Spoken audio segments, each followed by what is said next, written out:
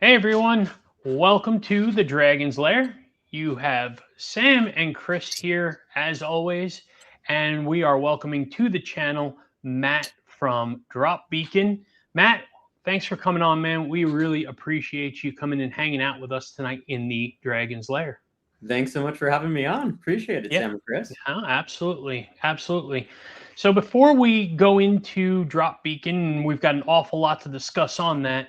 I usually like to try and go through here and just say hello to everybody that's popped in here. We've got looks like 12 people in here right now, and we'll say hello real quick to those, and this will grow pretty quick as people see that we're actually live and going. Our audience will get bigger. So um, let's see here. We have Mick Ranger. Good evening, sir. Thank you for coming in and hanging out with us. Ramsey Silent, being the man, the myth, the legend that he is. We appreciate you for all you do, Ramsey, and good to see you, my friend. Chris B. Blacksmith, good to see you, buddy. Thank you for coming in and hanging out. Mo, Patty, EDC, Trish, good to see you. I'm glad that I was able to help you with some of those affiliate links that you were asking about. And congratulations on getting monetized on your channel. That is awesome. And I certainly know that is no easy feat. It was an awful lot of work to get to that point. So congratulations on that. That's really, really cool. Marco, good to see you. Thanks for coming in and hanging out. Sister Stables, Kathy, good to see you. Thank you for coming in and hanging out with us tonight. Old school rocker, Mama Loot, good to see you. Always wonderful to see you. Thank you for coming in and hanging out and for supporting the channel like you always do. You're awesome. Daddy Wyvern, my dad, how's it going, Pops? Gonna see you tomorrow night, probably. I would imagine it's gonna be a long drive tomorrow, but we will see you tomorrow. So thanks for coming in. Let's see. Has anybody else popped in since then? There we go. Sergeant Maximus, good to see you, buddy. Thank you for coming in. Projectiles are sharp. What's up, my friend? Good to see you. Fairy Reaper, what's up, my friend? You made it. Yeah, you made it this time. Good to see you. Thanks for coming in. Let's see. Anybody else pop in since then? Yeah, there we go. Miranda, Keith, good to see you. Mick Ultra, as I like to call her. Good to see you. Appreciate you coming in. Stacy Bolster Blades, thank you for coming and hanging out with us tonight. We appreciate you. William Hornbostel, good to see you, buddy. Thank you for coming in and hanging out as well.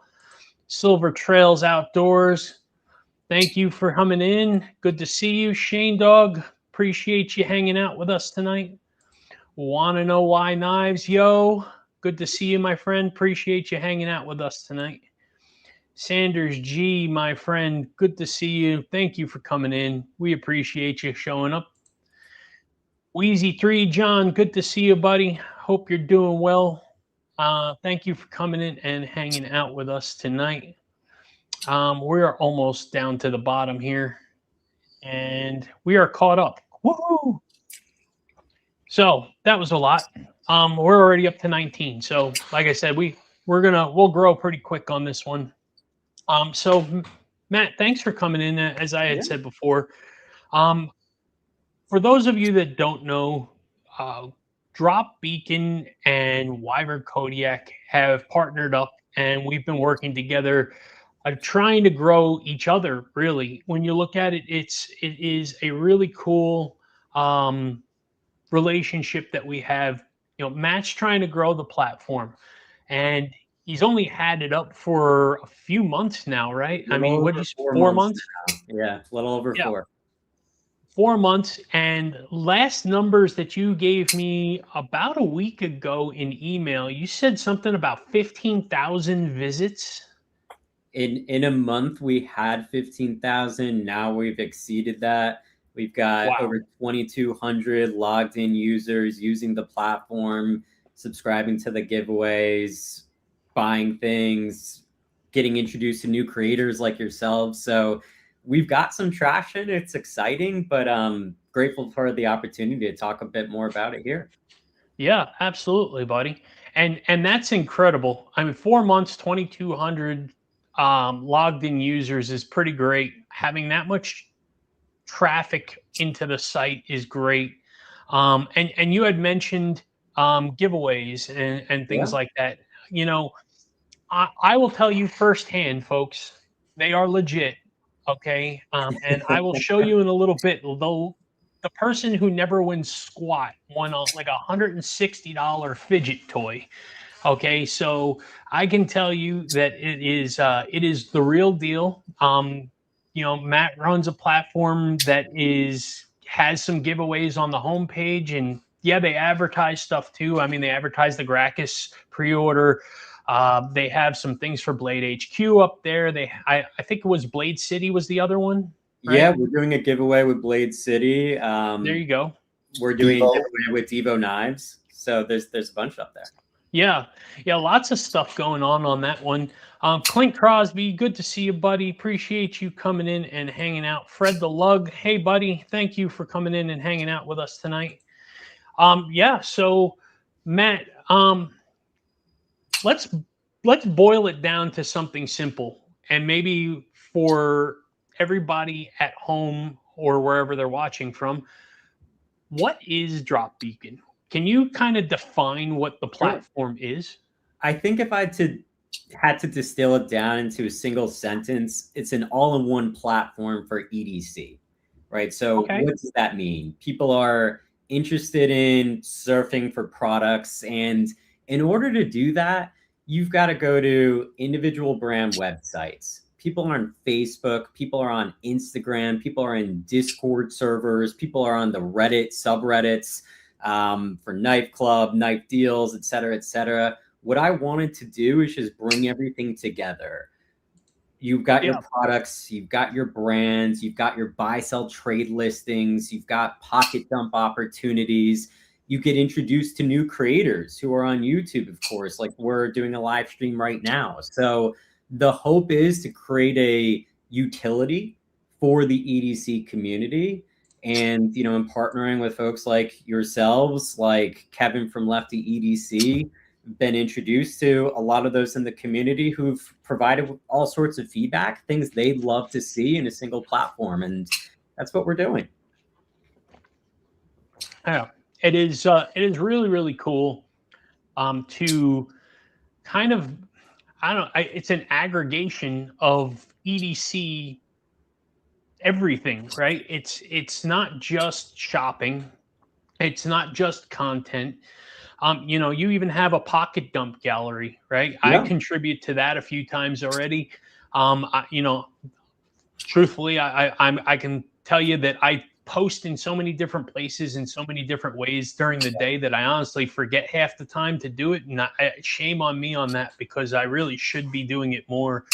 But I do think I posted, as far as pocket dump galleries, I think I probably posted in there a good amount compared to many of the other people. And we'll share the screen in a little while, and we'll kind of go through the website a little bit. But folks, I pinned in the chat a 1-year pro membership sign up for Drop Beacon.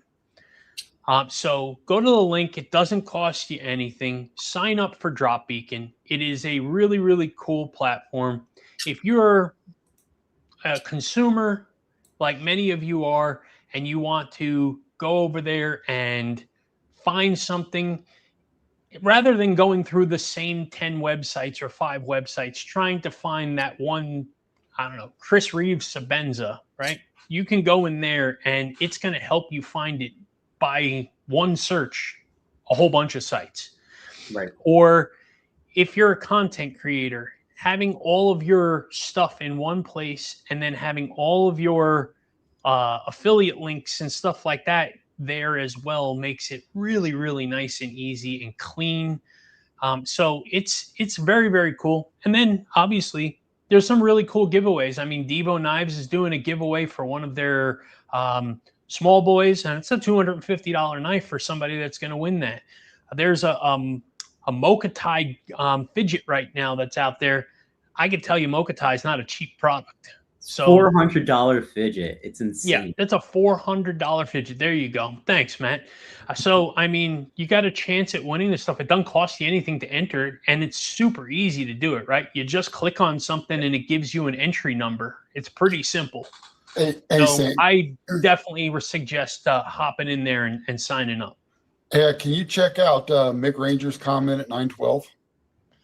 912. Mick Ranger's comment at 912. Drop Beacon is such a dope site. Great job, Matt. Thank you so much. I appreciate it. That's And awesome. I love the pick. That is awesome. Yeah, for sure. Wicked Dreams. Aloha, buddy. How are you? Thank you for coming in and hanging out tonight. We appreciate you, buddy. Jim Cox, good to see you, my friend. Thank you for coming in and hanging out. So yeah, it's definitely a very cool site. I would definitely agree with Mick on that. So Matt, how did you come up with this crazy thing? I mean, like, I don't know. I come up with a bunch of harebrained ideas. Heck, we own a knife company now, obviously. But I mean, how did you come up with this? How with this whole platform idea? What drove you there? Like with so many things, I wanted to solve a problem that I had. So you guys are makers, you guys are making knives, the grok is just being one specific product of what everyone expects to be many, what I hope to be many.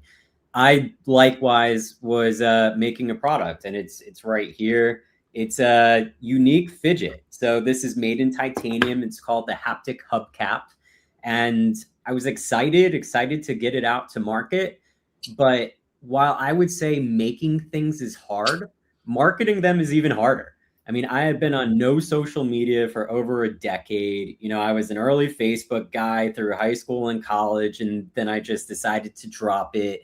So I didn't know the first thing about marketing. So I went down a process of going through this fragmented EDC landscape, Discord, Facebook, Instagram, YouTube, Reddit, just as I was describing from the outset. And I was talking to some influencers who were in the fidget world, and they wanted to charge an arm and a leg in order to market this fidget that I'm pouring my heart and my soul into. As you guys know, making things, contracting with engineers, contracting with attorneys because I got a provisional patent, contracting with manufacturers, all this stuff is expensive. So to have a high percentage taken away by an exploitative influencer just felt wrong. So my answer was to kind of put everything together and give myself an opportunity to, you know, distribute my fidget, to sell my fidget. And I think the really nice byproduct of that is that I'm able to showcase and feature other makers either in the fidget space or the EDC landscape more broadly, folks like yourselves. And, you know, I'm not charging for other people to do sign-up sales or anything like that. The giveaways, the folks are just, you know, providing the product to give away. So it gives an opportunity to showcase people who may not have that platform. And I think that's an incredible opportunity, especially as it becomes easier to design and produce prototypes through 3D printing. As CAD becomes more accessible, you're going to see more and more products enter the market. And the big question is, well, how do those products see the light of day? How do those makers ensure that they get eyeballs on their creations, the creations that they're putting so much into? And I hope that Drop Beacon could ultimately be that answer. That's awesome. Yeah. I guess in a way it was self-serving in the beginning, and then you realized Totally.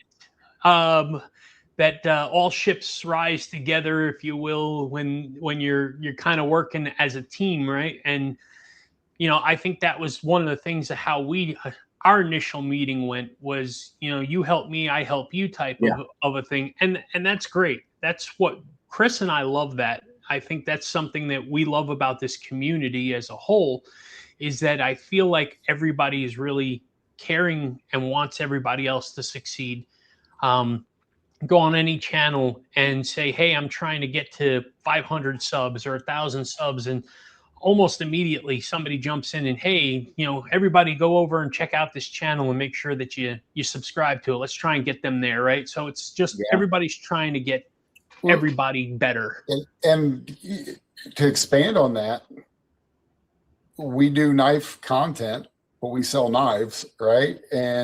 But how many times do you say this is an excellent knife, right? It's not like you're trying to hold anybody back. It's, hey, this is a great product. You should go check it out. And that's the thing that I like is, in no other job I've ever had did we encourage the competitor to do well.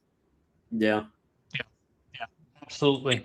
Hey, Lane, good to see you. KR Knives, good to see you, my friend. Thank you for coming in. Ginger Fisher, thank you for coming in, hanging out with us tonight. Thank you. Kelly's Mishmash, good to see you. Appreciate you coming in and hanging out with us tonight. Let's see, anybody else pop in here? Sorry, trying to play a little catch up. I've got a bad habit of ignoring the chat for a period of time, and then I got to play catch up for 20 minutes. So trying to stay a little bit better on top of things. No, it looks like that's a lot of lurkers. We got 32 in here right now, so I know that there's a bunch of people lurking, but that's cool. That's all right. I don't mind. Yeah. Hey, Matt, let me ask you a question. You had said that the haptic hubcap was unique. What makes that such a unique product? Yeah, so I guess when I decided I wanted to make my own fidget, again, it's scratching an itch that no one else could get to. I didn't like some of the stuff that I was playing with. I got these haptic coins that I just felt weren't great. And many fidgets are either noisy fidgets or quiet fidgets. There hadn't actually been one brought to market that has the ability to toggle between noisy and quiet. So the provisional patent, it's for a snap to stealth mechanism. So if I move this over on top, you'll actually see that it toggles up, and that enables me to switch it from a noisy mode to a quiet mode. Nice. So this is one of 2 fidgets that I'm going to be releasing in the next month or so via a sign-up sale on Drop Beacon.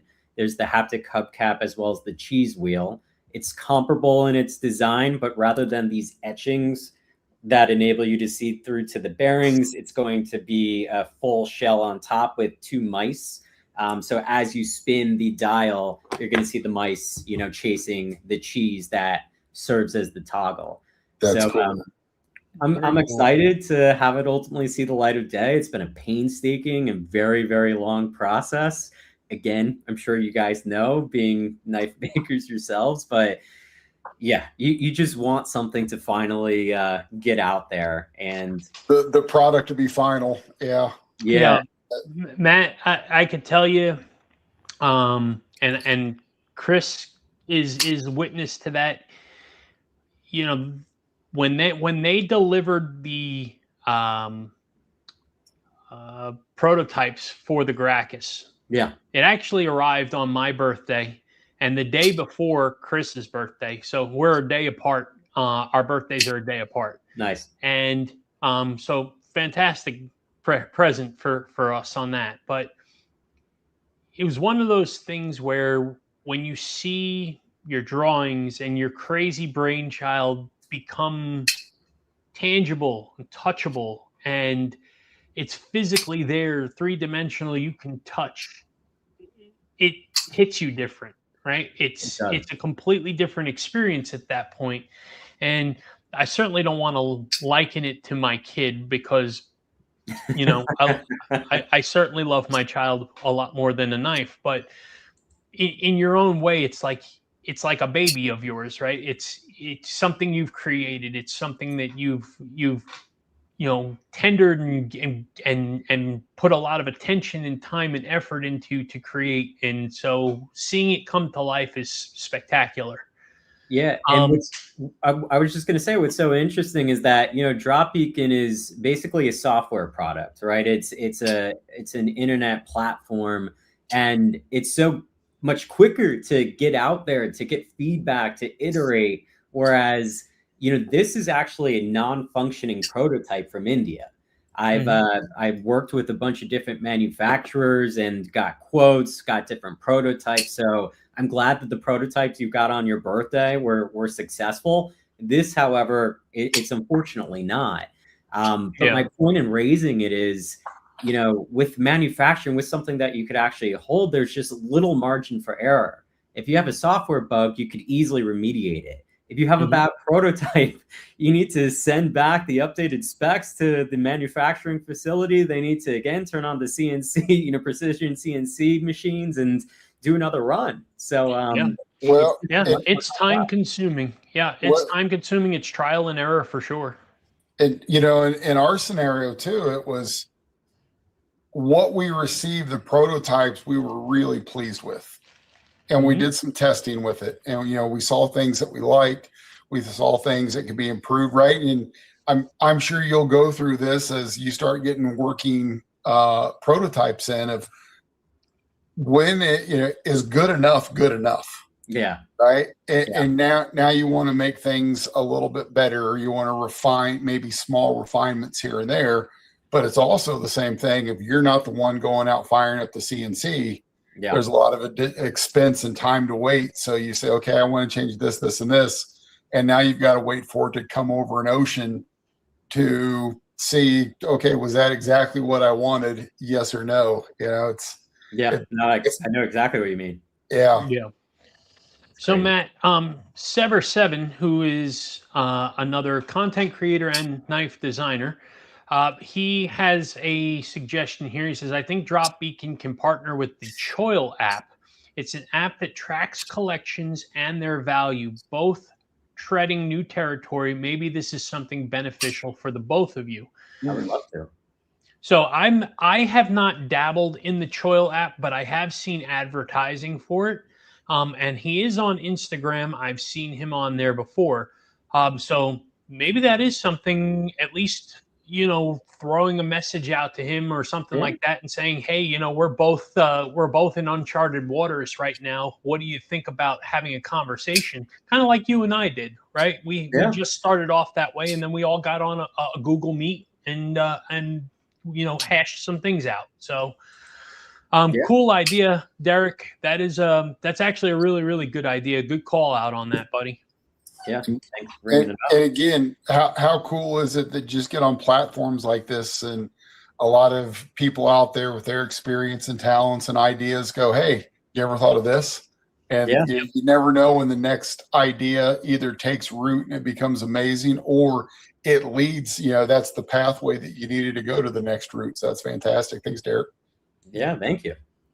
Rootster, good to see you, man. Thank you for coming in and hanging out with us tonight. We appreciate you. J1 Doobie's in the house. Good to see you, buddy. Thank you for coming out, hanging out tonight with us. We appreciate you. Tommy hopped in at 927. Yep, I see Help with Gadgets. Good to see you, my friend. Thank you for coming in and hanging out with us. Yeah. And apologize if we've missed anybody. I know as we're trying to go through, sometimes that's easy to do. Yeah, I've been trying to kind of watch with one eye over here to see if there's anybody I missed. I think I'm pretty close to on top of everybody. So if I missed anybody, like Chris said, we apologize. I'm not trying to ignore anyone. So Matt, where was I going to go with what I was going to say? Oh, I remember. So Chris and I had actually at one point talked about making a fidget.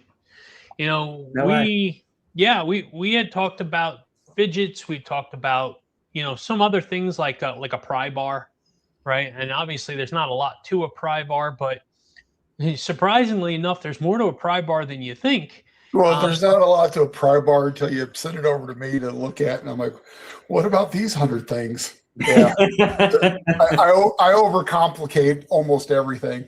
Yeah, I at this point it's not even that though, Chris. It's more of the manufacturing side that I'm talking about, right? Yeah. So Sure, getting it past the gatekeeper that I call Chris is a whole other creature altogether. Because he'll point out the littlest thing, and it's like, man, now I'm overthinking this too. Stop it. So, but like they want the amount that they want because there's not a lot of money in it, right? Mhm. I mean, there can be, I guess there could be, but overall, that's not what we're looking to do. We're just looking to make a simple pocket tool. And it's like, hey, you have to make 500 of these. Whoa, whoa, whoa. I Yeah, don't have 500 people to sell this to right now. So you think, like, how do I find somebody for 50 to 100 or 150 at a max? I'd take that. I think that would be something Chris and I could sit there and say, okay, you know what? We could sell half of that to the people that show up week in and week out on this chat here, Mhm. right? But it's very, very difficult to sell 500. Yeah. Um, so finding manufacturers that work in certain quantities for companies that are starting off are pretty hard too. What does the fidget world look like when it comes to quantity levels? Do they have a minimum order quantity like knives and tools do?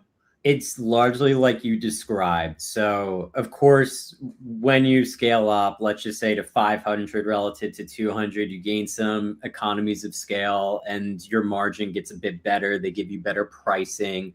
But many manufacturers just stick their noses up at anything that's under 10,000 units, right? Mhm. And I'm doing 200 units, 100 units of the haptic hubcap, 100 units of the cheese wheel, but I don't have priority on the manufacturing line, which is to say that it's been a very, very time consuming and just lengthy experience going from initial purchase order to ultimately having my fidgets, which today I still do not. But then Mhm. there's even the boxing, right? So the box manufacturer add a minimum order quantity of 1,000 units. And again, I've only got 200, so I have far more boxes than I have actual fidgets. So yeah, at this micro scale where I currently sit, it's tricky. And the Yep. interesting thing, and you guys, I'm sure you know this, you probably see it too. If you want to scale up, your product becomes less desirable. There's value in the scarcity. So for the haptic hubcap, I'm doing batches of 25, and each of them will be serialized. Think of like a basketball or a baseball card. There's going to be serial numbers. There's going to be different anodized thumb dishes across the different batches of 25. And there will be a metal certificate of authenticity that comes with the units that, again, ensures that it's unique. So if I got into higher and higher batch sizes, I'm going to have more and more trouble actually selling these because they won't be rare. They won't perform well on the secondary market. So I'm just not even sure how to scale without maybe just having different material variants across the batches, or as I'm doing the anodized thumb dishes. I'm all open to advice if you guys have any. I'd have to think on it, but I mean, kind of what you're saying though, with as far as different finishes, different materials, things like that. Um, what's hot right now, like crystallized tie, which Mm, obviously is not cheap yeah, because that's like superheated titanium. You've got, the Timascus and the zirconites, the yeah, zirconiums, and mocha ties, and all the different ties, right? So, I yeah, mean, but at the same time, not everybody's in that market. I mean, I can assure you that the minute you take your titanium hubcap and you turn it into zirconite hubcap, you've doubled the price, yeah, right? exactly. So I don't know what the hubcap is going for, and you don't have to release that information now if you're not ready to do so. But I can tell you that if it was $200, you're looking at Zirconium or something like that being a $400 fidget. And I mean, how many people are in the market for a $400 Yeah, fidget? That's a big pill to swallow, right? So, yeah, exactly. And uh, until I was able to scale to like 1,000 units, I wouldn't be able to bring those zircotite or zirconium or whatever exotic material, down to a comparable price. I'm going to release these at 250. it is crazy. It's tough, but it's exciting nonetheless. And Sure, I'm absolutely. excited to get these out the door. But no, I guess one of the reasons why I want to make this such a maker-friendly platform, I'm referring to Drop Beacon here, is because people aren't quitting their day jobs and doing this. You know, the process I'm describing is expensive, time-consuming, and after the first batch clears, I still will not be, you know, at break even. So you do this kind of for the love of the game, and just because you want to see something that was just this brain fart that you had one day come into being. So I don't know. Yeah, Maybe I'm rambling a little bit absolutely. here, but maybe you guys would agree. Until you get to the point where either you're manufacturing at an extremely large level or you're manufacturing more in-house where you're controlling the machining yourself and things like that, the money to be made is minimal, and people tend to think that these companies that are our size, right? There's a couple guys running a knife company that somehow that they're making crazy amounts of money from these knives, and the fact is that they don't. And I would imagine that fidgets are probably not far off from that Yeah. because it still kind of follows the same pattern, if you will, right? Yep. You're still following those same manufacturing standards. So Sever7 had a follow-up question here, and he said that he hasn't started using Drop Beacon yet, and he doesn't understand what it is. Could you give him a 30-second elevator pitch to the value it brings to the community? Now, I know you kind of did that before, Matt, but at the same time, we've kind of been bumping up here, and now we're 36 people up deep, so you might have to repeat yourself a couple times tonight, buddy. Sure. Does it make sense to quickly share my screen, and I'll just do a quick That would be. I want to demo. I was just playing on the site. We ought to get a few people jumping in here to sign up for the absolutely. Good evening, guys. What's up, faithful EDC? Good to see you. Hello, Zach sir. Bernard is here. Appreciate you. Sorry, I'm going to catch up real quick, Matt, and then I'm going to let you do your thing. Let's see here. Cult of Carry, good to see you. Thank you for coming in and hanging out with us tonight. We appreciate it. All right, cool. I think we're all caught up. Not a whole lot of stuff here. So, Matt, there you go. Shall I let it rip? Let her rip, Tater Chip. Cool. So the quick elevator pitch. Drop Beacon is an effort to bring everything in EDC into one site, one platform. So right now I'm on the homepage, and you're going to see some of our brand partners are right up here engaging in giveaways or discounts. So once it switches, we're going to see Devo Knives giveaway. We've got 923 entrants. People are super excited about the small boy. It drops at 1 p.m. on Friday, so I would suggest go grabbing it. If I hit see all, you're going to see we're partnered with Blade City on Remet Orca. We've got an exotic fidget that Sam was describing from the outset with 511 entrants. But this isn't just a platform where there are giveaways and goodies.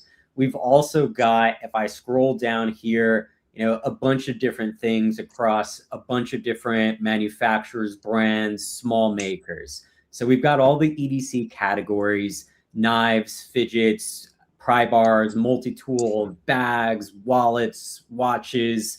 The list goes on. And you could find all of those, over here under categories. You could use the global search. So if I wanted to find the Gracchus as an example, I know it hasn't yet released, but I could go over to the product page right here. I have the ability to go over to the Wyvern Kodiak website. I have also a link to Sam and Chris's content here, which is awesome. So not only do we have a bunch of different products that we're able to showcase, we also have the ability to introduce people to a lot of content creators. So again, as Sam was describing from the outset, you could see all of his all of his affiliate codes and discount codes in a single place. You have the ability to see all of the content. Super excited to see a Drop Beacon shout out here, but it puts everything into context. And one thing that makes it unique is you could see the the actual products that they're reviewing. And if I go over to this product, you're going to actually see those reviews in context of like a potential buying decision. So how do I make an informed decision as to whether or not to buy something? I've got the experts, the content creators who've actually interacted with these products, you know, talking about them right here. So I feel like that's differentiated. You also get to know your creators better too. So you see that, you know, Sam was recently on the website, as indicated by the yellow mark here. You could see the pocket dumps that, you know, the Wyvern Kodiak account has done, to the extent that they listed any products through the BST marketplace. You would see those here as well. And also know, you know, this isn't a rev share agreement for many of these affiliate codes. These are ways for content creators to continue to extend the ability to monetize their content. So it is purely additional dollars that go to the content creators. Dropbeacon doesn't take a fee on any of this stuff at all. And you can see all of our creators. We've got Mo Patty EDC, who I saw had joined right over here. We've got all of the reviews, the products associated with them. So there's that. And you can see a whole bunch of other creators, those as big as Blade City, smaller accounts like Fidget Girl, EDC. But it's really an effort to give people more exposure to, you know, the between 15 and 20,000 people that are coming to Dropbeacon today. You know, awesome people like Matt of Southern Cali EDC, like Chris, the Unprofessional Dad, Kevin of Lefty EDC, Jacob Uncommon EDC, Justin over at White Mountain Knives. So they're really, really great people here. And in partnering with those people, you know, we're helping to promote one another. So that's another reason, Sever 7, the creator marketplace. You can see things, how they perform on secondary. So, you know, I was talking about the performance of the haptic hubcap on secondary. You know, if you want to see how some of these other products perform, you have the ability to do exactly that. So you can see live listings from Loudy EDC. They're a fidget, but maybe Chris Reeve, who you guys are, of course, more familiar with. You could see certain eBay listings and the prices associated with that. So I could actually triangulate how Chris Reeve, you know, Sabenzas actually perform on the secondary market at a specific condition, which is interesting. You know, we're scraping some of the Reddit threads as well in order to see what the general sentiment is, which I could get into as well. So secondary market pricing, another thing that you get. And if I go to an individual product, you know, maybe let's actually go to a Sabenza. Here we go. You'll be able to see like similar listings, also do comparisons with other knives. So here I'm able to compare Chris Reeve Sabenza against a Wii knife, which of course is cheaper. So you have the ability to do some of these comparisons, look at sell-through rates. So we're talking secondaries, pricing across retailers. So here we see that this is a listing through Chris Reeve themselves, the actual manufacturer. Should this be covered by, let's just say, White Mountain Knives, you would be able to, you know, see that there as well. So should a product be carried by multiple retailers, it shows you what the best pricing is, which I think is pretty cool and pretty unique. I'll pause there. I don't know if there are any questions that have popped up or anything that folks want to ask.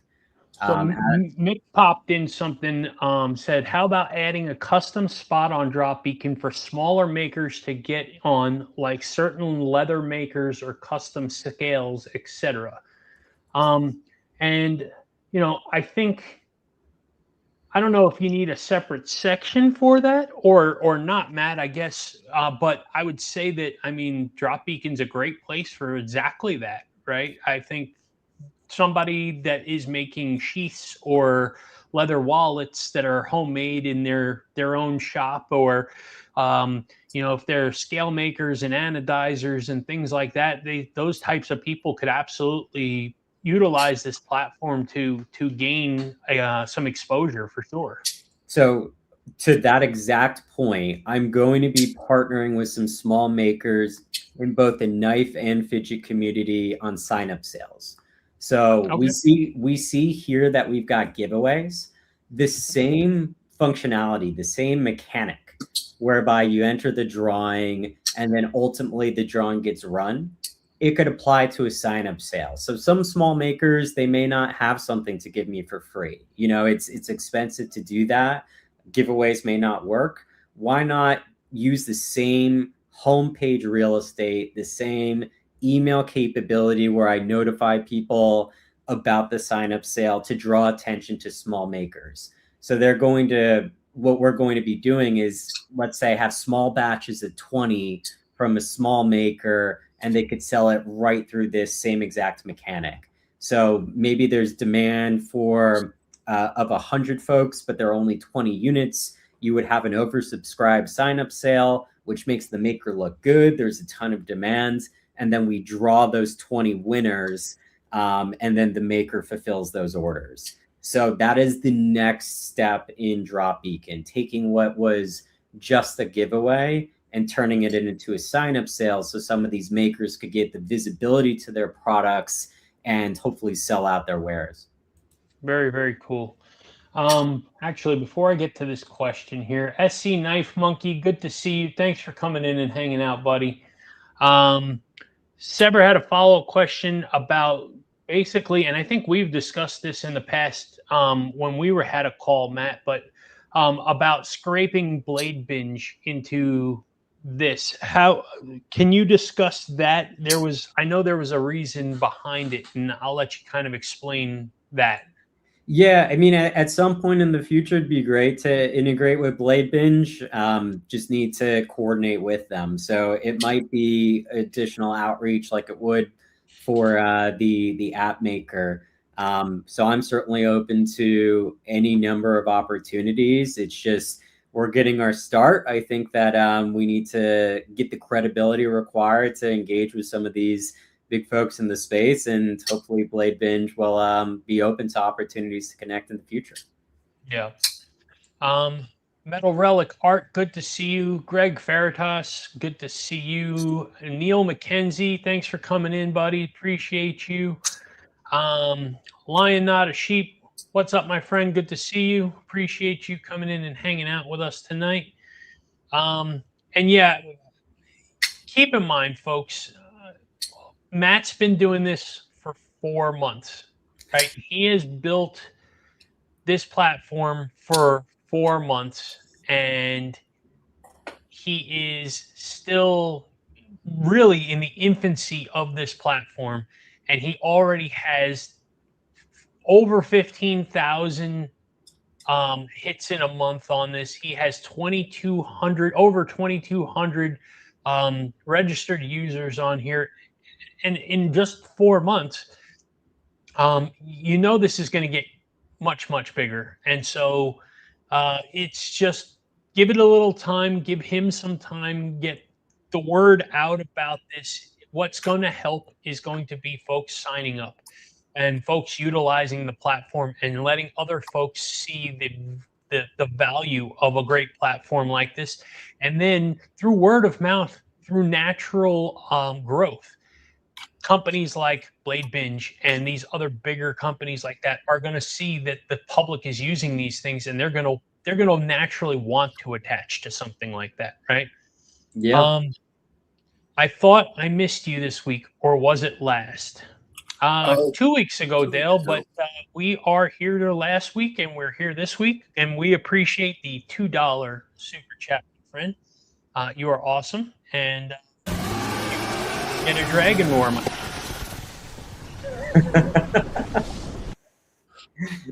We love our dragon roar.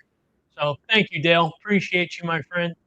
And I did see earlier, and I didn't want to ignore it. I just didn't want to cut off anybody, but Kelly's Mishmash finally broke 500 subscribers. It's a really long time coming, in my opinion, far overdue. And Kelly, for you, you get applause. Congratulations, well deserved. Awesome person in the community, and I'm super glad that you were able to finally break through that threshold because, like I said before, I think it has been way overdue for you. So Matt, let's get back to where you were going with this. So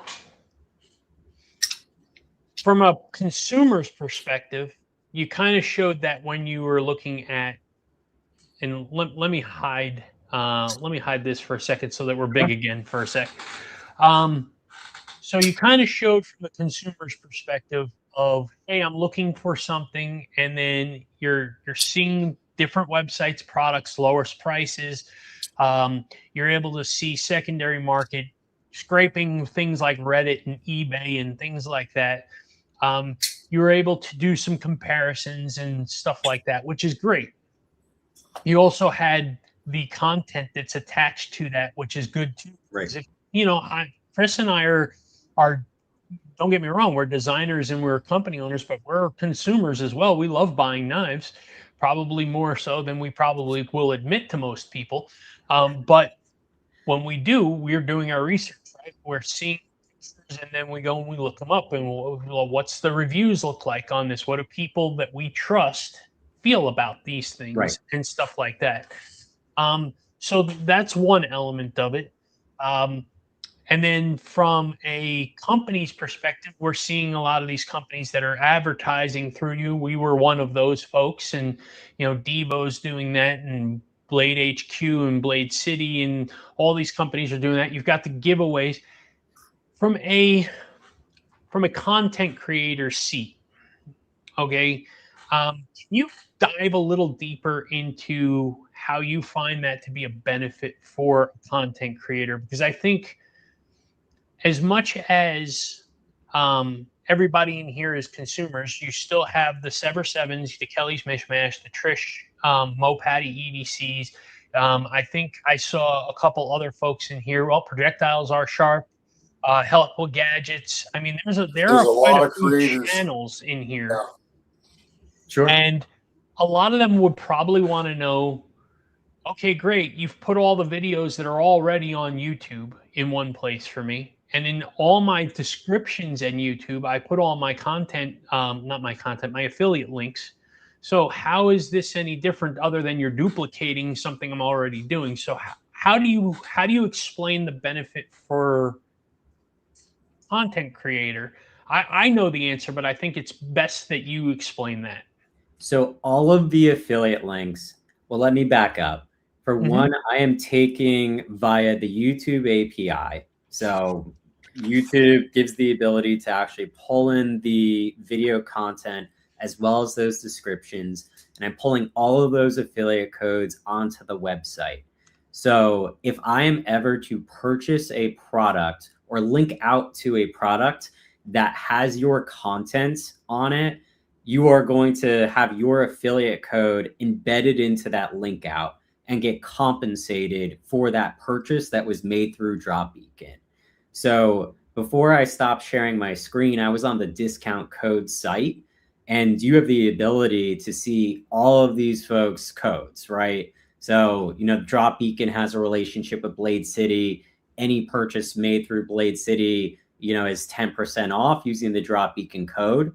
But we have the same for Dad's EDC. That's the Unprofessional Dad at Big Idea Design. Teddy's EDC, Big Idea Design, Atwood. So all of these, there's no, like I said, there's no rev share. The content creators, they're the ones who are getting the affiliate revenue through these purchases. So if I go over to, again, let's just say it's, Bulldog Smith Farms EDC, and I use code DOG1, White Mountain Knives at checkout is going to see that it was DOG1 who brought this referral over. So when I link out to a product that was reviewed by him, this is going to end up being attributed to Bulldog Farms EDC.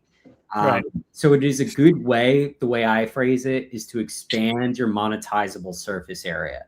So you're absolutely right in saying, Sam, that all of the stuff is available on YouTube. But the one tricky part is when someone goes to a description, like that's a very active in, I would say, process that is full of friction. Like they need to copy and paste it from the description or link out from there. In doing it here, you know, it's within the context of your buying behavior, right? There's no friction because you are just linking out to White Mountain Knives. And in the process, a content creator is ultimately being receiving that affiliate revenue. So I'm more than happy to onboard anyone else who wants to expand their monetizable surface area, who wants their eyeballs or everyone else's eyeballs on their content. I've also been promoting folks on the newsletter. I'm going to be promoting Spectrum Boy EDC, who's been producing awesome content in the newsletter, which goes out to 2,240 or so folks on a weekly basis. I'll be doing we do the same in the daily digest, which goes out. So you have the ability to follow creators. And if I'm following Aries EDC as an example, apologies, if I maybe back up to the creator page, I have the ability to follow Bulldog EDC's Bulldog Smith Farms EDC. And then in the daily digest, an email that goes out daily, I will be reminded of or informed of all the new content that was created. And whenever someone logs in on the homepage, they're going to see the creators that they follow, and they're going to see the new video. So I am way up to date on what Aries EDC, Scott over there is unboxing. So cool. Again, it's not just one opportunity for people to see your content. It's repeated opportunities across the homepage, across the newsletter, across the daily digest, across the creator page, and then of course across, if I go to an actual product page, I'm seeing Mopatty EDC. Yeah, very cool. And that's fantastic because trying to go through and search for everybody every day on YouTube or hope that YouTube gets my algorithm right is a challenge. Sam, we got to jump into the comments real quick. One, we had another super chat come in, and okay. Yeah, let me run through this real quick here. On the Edge EDC, good to see you. Appreciate you. Louder roar, please. I'm broke. Okay, man.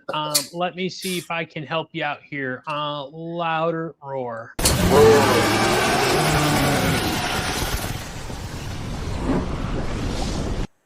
It worked. Right on. I'm learning. Here. Anyone with headphones, our apology. Yeah, sorry about that. If you probably just woke the neighbors. So sorry about that. But got to give what the people want, right? Yeah. And Derek also asked, how does he become a creator? There you go.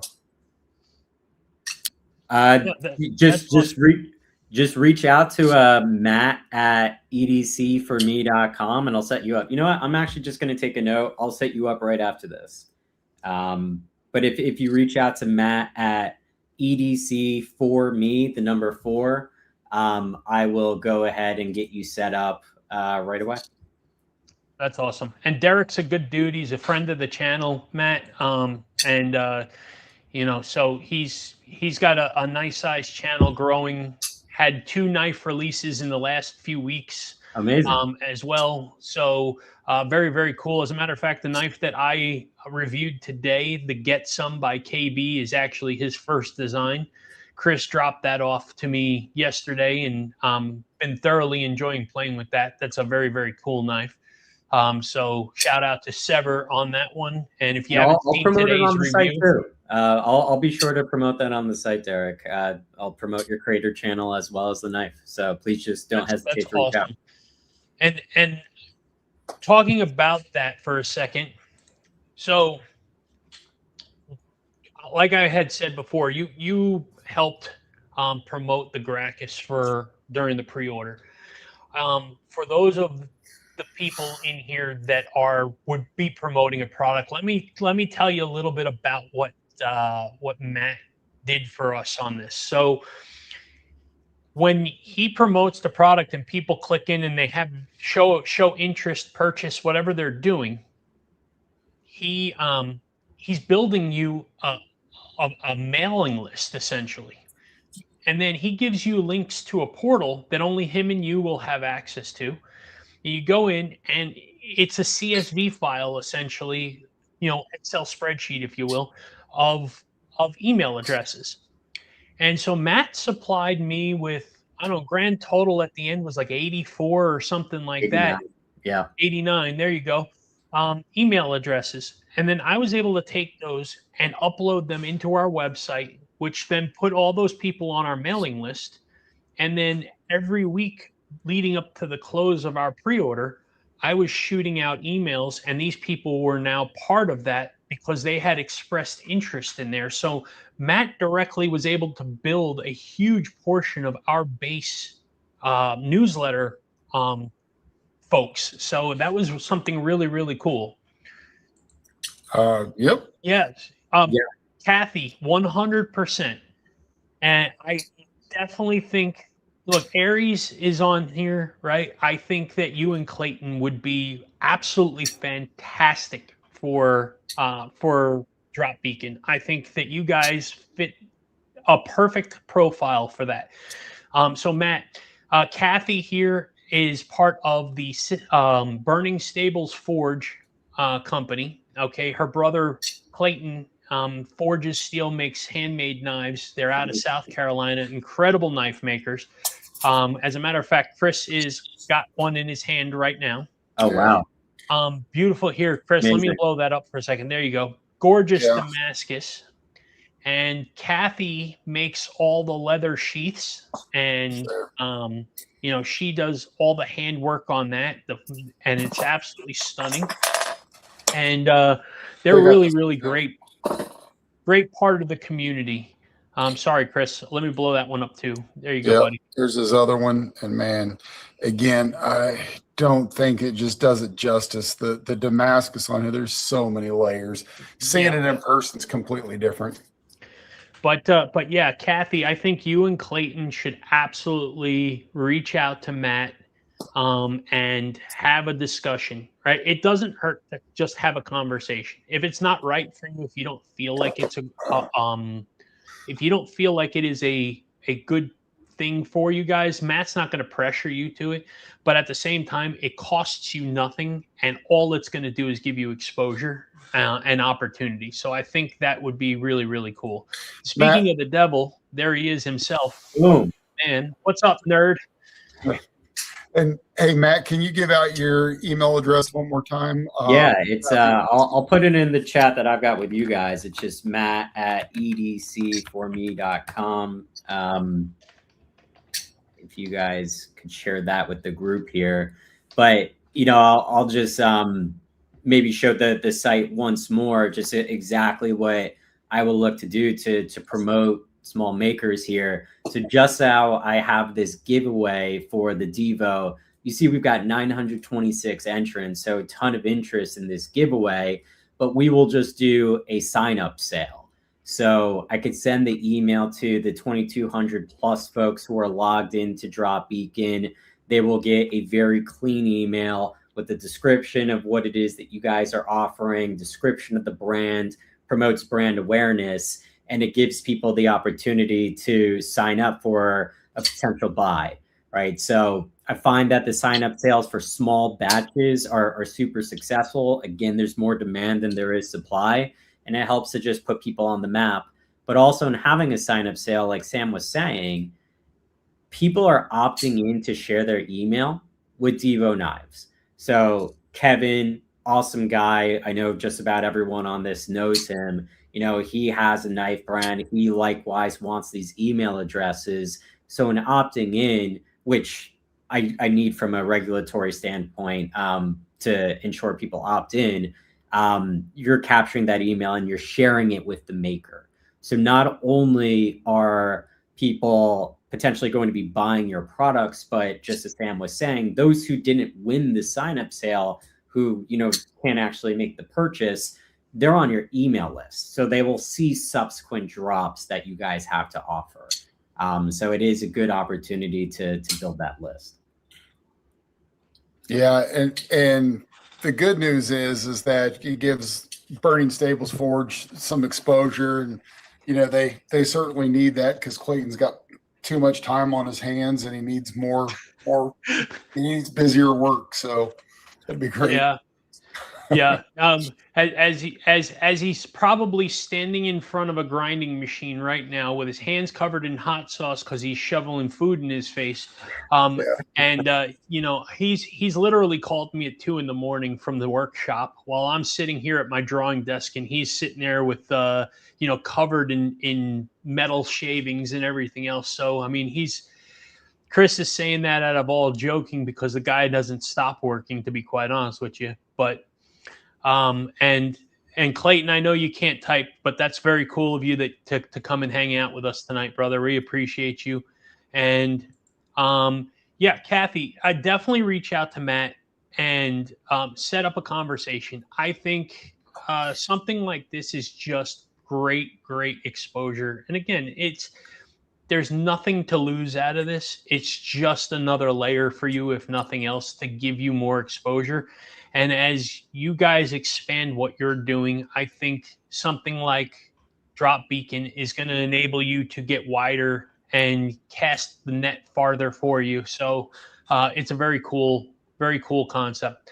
Matt, one of the things that Kevin had talked about was the giveaway tool that is kind of embedded into the platform.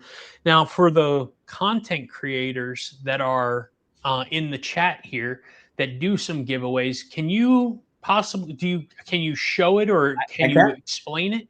Yeah, so I mean, the giveaway from the standpoint of a consumer, it's super easy. You go to it, you hit enter drawing, and then I'm going to click it. I'll delete my entry right after this. But then you have the ability to refer the link to others, and that helps to actually build the size of the giveaway, and likewise the size of your email. If, however, you're on a live stream, right, and you just want to conduct a giveaway, you could use this capability where people just enter your drawing, and at the conclusion, you could draw it on your live stream. So host your own giveaway. To get here, I just hit giveaways, host your own giveaway. You put the title, let's just say it's a, Chris Reeve Sabenza giveaway. You put a description that's going to be available to everyone. So we'll just say, test giveaway. You put the product, we'll just say it's a Chris Reeve Sabenza. And then you could put a duration of time, or you could just draw it live, right? If you want to capture emails from those who are on your live stream, you could do that. We just looked at the email mechanic. The one thing that you need my approval to do is, showcase it on the website. But if you reach out, we'll make sure that happens. I'll set up the giveaway for you, or the sign-up sale that we were talking about. You put the image that you want people to see. So you could just put an upload image. I'll just do that here. Let's just do the Orca, which we're doing with Blade City. And then you hit create and go live. So you would just paste this link in the chat, and in hitting the preview giveaway page, you see it looks just like the other giveaways, right? But if I go back one step, actually, sorry, let me go do all my giveaways. I have the ability to actually do the drawing myself. So I'm just going to go to the admin console here, and I'll show you exactly what I mean by that. So I'll just go over to sign up sales. Here's the giveaway that I was talking about. And if I hit trigger drawing, then the drawing actually gets conducted and you declare a winner live on your live stream. That's very cool. Yeah, so there you go. It's we all use different tools, and some folks just go something simple like the infamous numbers game, which I'm not quite sure anybody really likes, to be quite honest with you. But there are still a lot of people that use that because a lot of these giveaway tools cost money.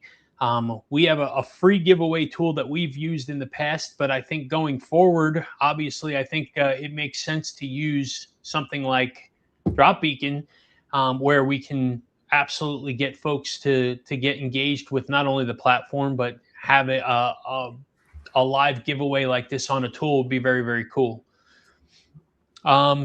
Let me see here. Let's check the chat real quick because I know I am starting to slack again, and we know how that goes.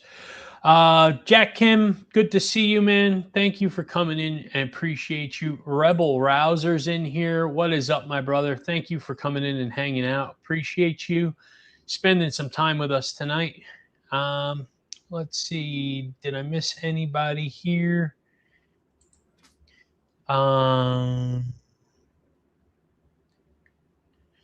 Yeah,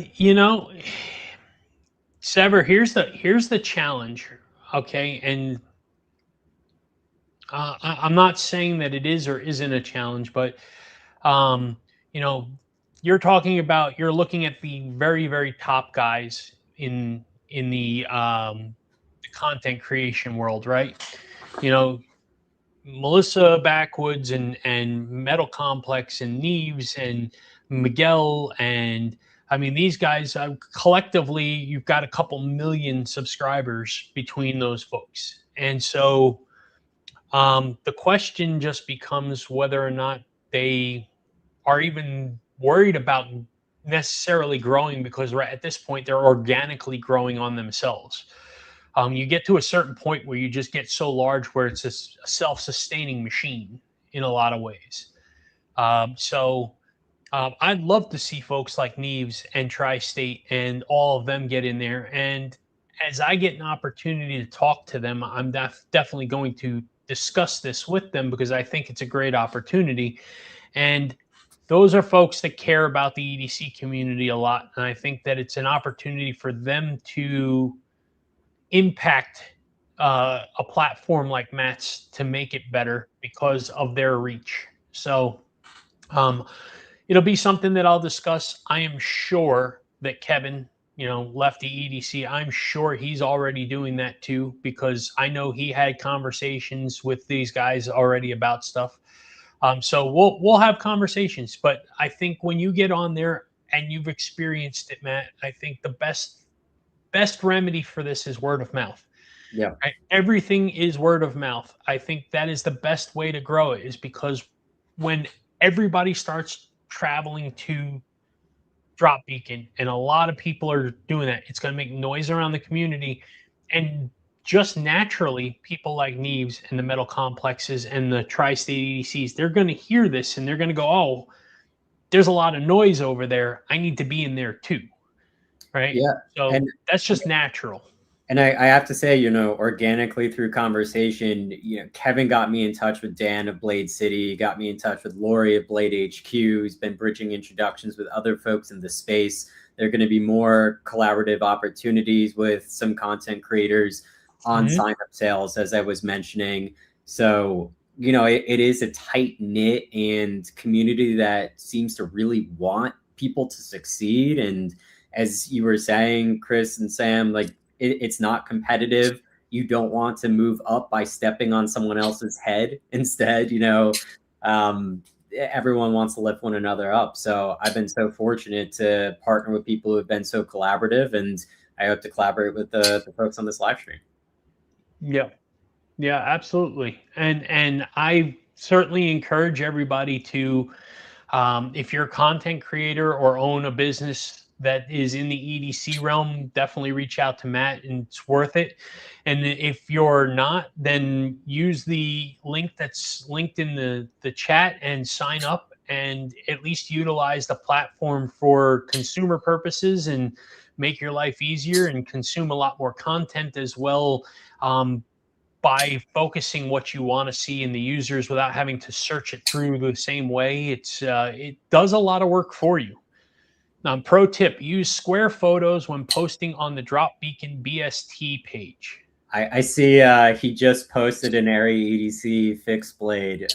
These look awesome, but yeah, because it wasn't square, it was rectangular. It doesn't take the full width. You know what? I'm gonna look to make sure that it resizes by default, Jim. So let me take care of that one. But thanks for posting. Let's see. Gunmetal James, I saw you pop it. There he is. Gunmetal James, what's up, buddy? Good to see you. Appreciate you coming in and hanging out, man. What's up? Okay, hands are clean. Was eating wings if you wanted to know. Yeah, we wanted to know. Well, does Chris and I are like body by wings, man. So I mean, just like what kind of wings were they? Were they barbecue wings? Were they hot wings? Were they like lemon pepper wings? I mean, share with us if you're gonna tease us with food, at least give us the full details, Clayton. He said hot sauce was on his fingers earlier, so I think that was our indicator. Yeah, but he's from South Carolina. Don't they dip like their Cheerios in hot sauce down there?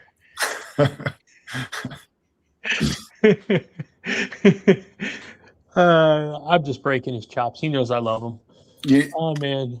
You know, I do love this, Matt. You know, again, for me, as I got into the hobby and I wanted to see different kinds of knives, you know, I'd go to, or I wanted to look for a specific knife, I'd go to. It first started with just putting that knife in YouTube and searching and seeing what came up. And then it got to, okay, I've seen the same person review a knife a few times. I like the way they do it. And I just kept going back and searching their stuff. Being able to have an aggregator for all of that is really cool. And, you know, the other thing that I shared with you when we had our discussion was, you know, there are times that I wanted to go buy something and I was going to go through an affiliate link or wanted a discount code. Now I've got to go back, and some of the bigger creators have so many options that they don't make it onto every single one of their YouTube videos. So now I had to try to remember which video I saw that gave me the discount to that particular place where I was buying that knife. And so, you know, having all this in one spot, I think, is absolutely brilliant. Yeah, absolutely is. And it makes, once you get in there and really start to dig into what it is and how to use the platform, it really can make it work for you more than you're working now for your content or for whatever you're trying to consume. I've definitely spent a good amount of time on just trying to, you know, Matt's asked me a couple times, hey, you know, make sure, can you share a post about this giveaway or something like that? And it's like, okay, I don't want to sound stupid. So I want to just, by default, I want to spend some time on it so that I can speak intelligently about it. And then after doing that, it's like, oh, I get it now. And so it's like, it's a really cool concept that he put together. And I'm excited to see where he takes this thing, because sky's the limit. Sky is truly the limit on this one. Vault EDC is in here. What's up, buddy? Good to see you. Appreciate you coming in and hanging out, my friend. Vault, you're another content creator, and you know, this is you're still, you know, growing your channel. You're early on as well, but Drop Beacon is a great place for somebody like you, right? As well, just a good opportunity for you to get exposed to more where you don't have to fight the algorithm, so to speak, right? That's one thing that Matt doesn't have, the algorithm working like YouTube, where it's, you only get promoted if you know, hit a certain way or certain times of the day or whatever. You don't have to battle that battle when you're on Drop Beacon. So this is a good opportunity for folks that can't get their heads around the algorithm, like me. I'm constantly battling that thing, and they change it on you so often that you know, it's an uphill battle. It's an uphill battle for sure. The algorithm has an algorithm. Yeah, the algorithm has an algorithm for sure, man. It's not a lot of fun. See, Mind of Milton popped in as well. Hello, sir. I'll say hello. Thanks, Clayton. I got you, buddy. I know Chris is your favorite. You don't have to. You've already explained this to me. I feel like you got your Motley, right? Yep. There Yeah. you go. Yeah. And I responded back to him. I was showing it off before he joined. No, you're good, man. Southern Cali EDC's in here. Hey guys, sorry I couldn't be there tonight. Finally in the hotel room. There's no way I'd be able to stream in here. No, you're good, man. I understand. Travel happens and whatnot. So originally Matt was supposed to be our guest tonight, and travel came up for his work, which is totally understandable. We'll reschedule. We'll make it happen, Captain. I think the 22nd of the month is a Wednesday. So if you're free, Matt, maybe we'll plan on that one to come back. We'll basically just flip that mat with this mat. So that'd be cool. We'll have a good time though, and we'll get you on, buddy. So appreciate you coming in and hanging out though, and I hope you had a good, safe travel.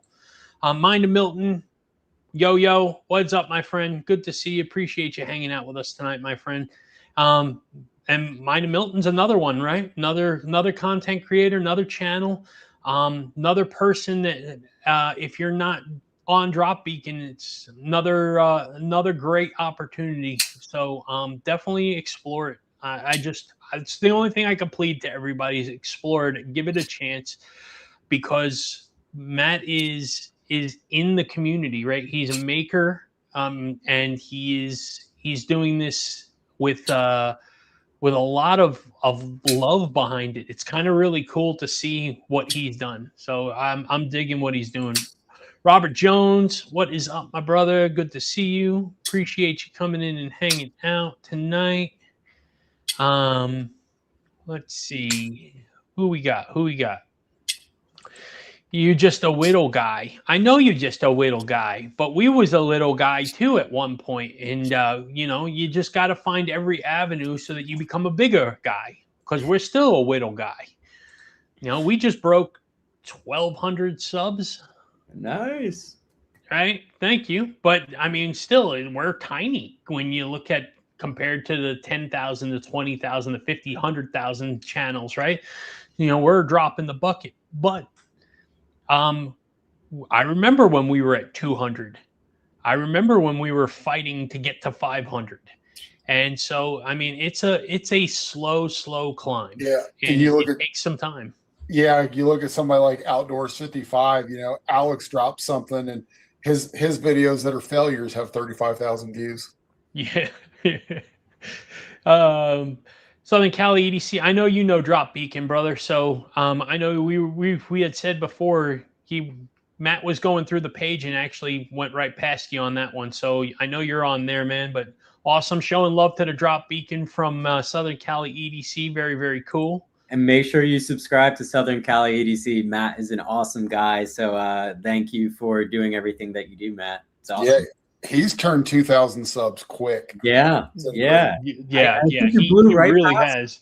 It's like you're at 2,500 already right after the 2,000 sub announcement. Super impressive and well earned. So awesome. Yeah, man, he puts it in and he's got it figured out for sure. He's got a good recipe over there on his channel. So I'd love to steal some of his thunder sometime. That's for sure. I'd love some of that growth. Monster Hunter. No, we're not done yet, man. We're going to be a little bit early tonight. I got a long day of travel tomorrow. And I'm going to be getting up pretty early tomorrow morning to make a pretty long trek to New Jersey.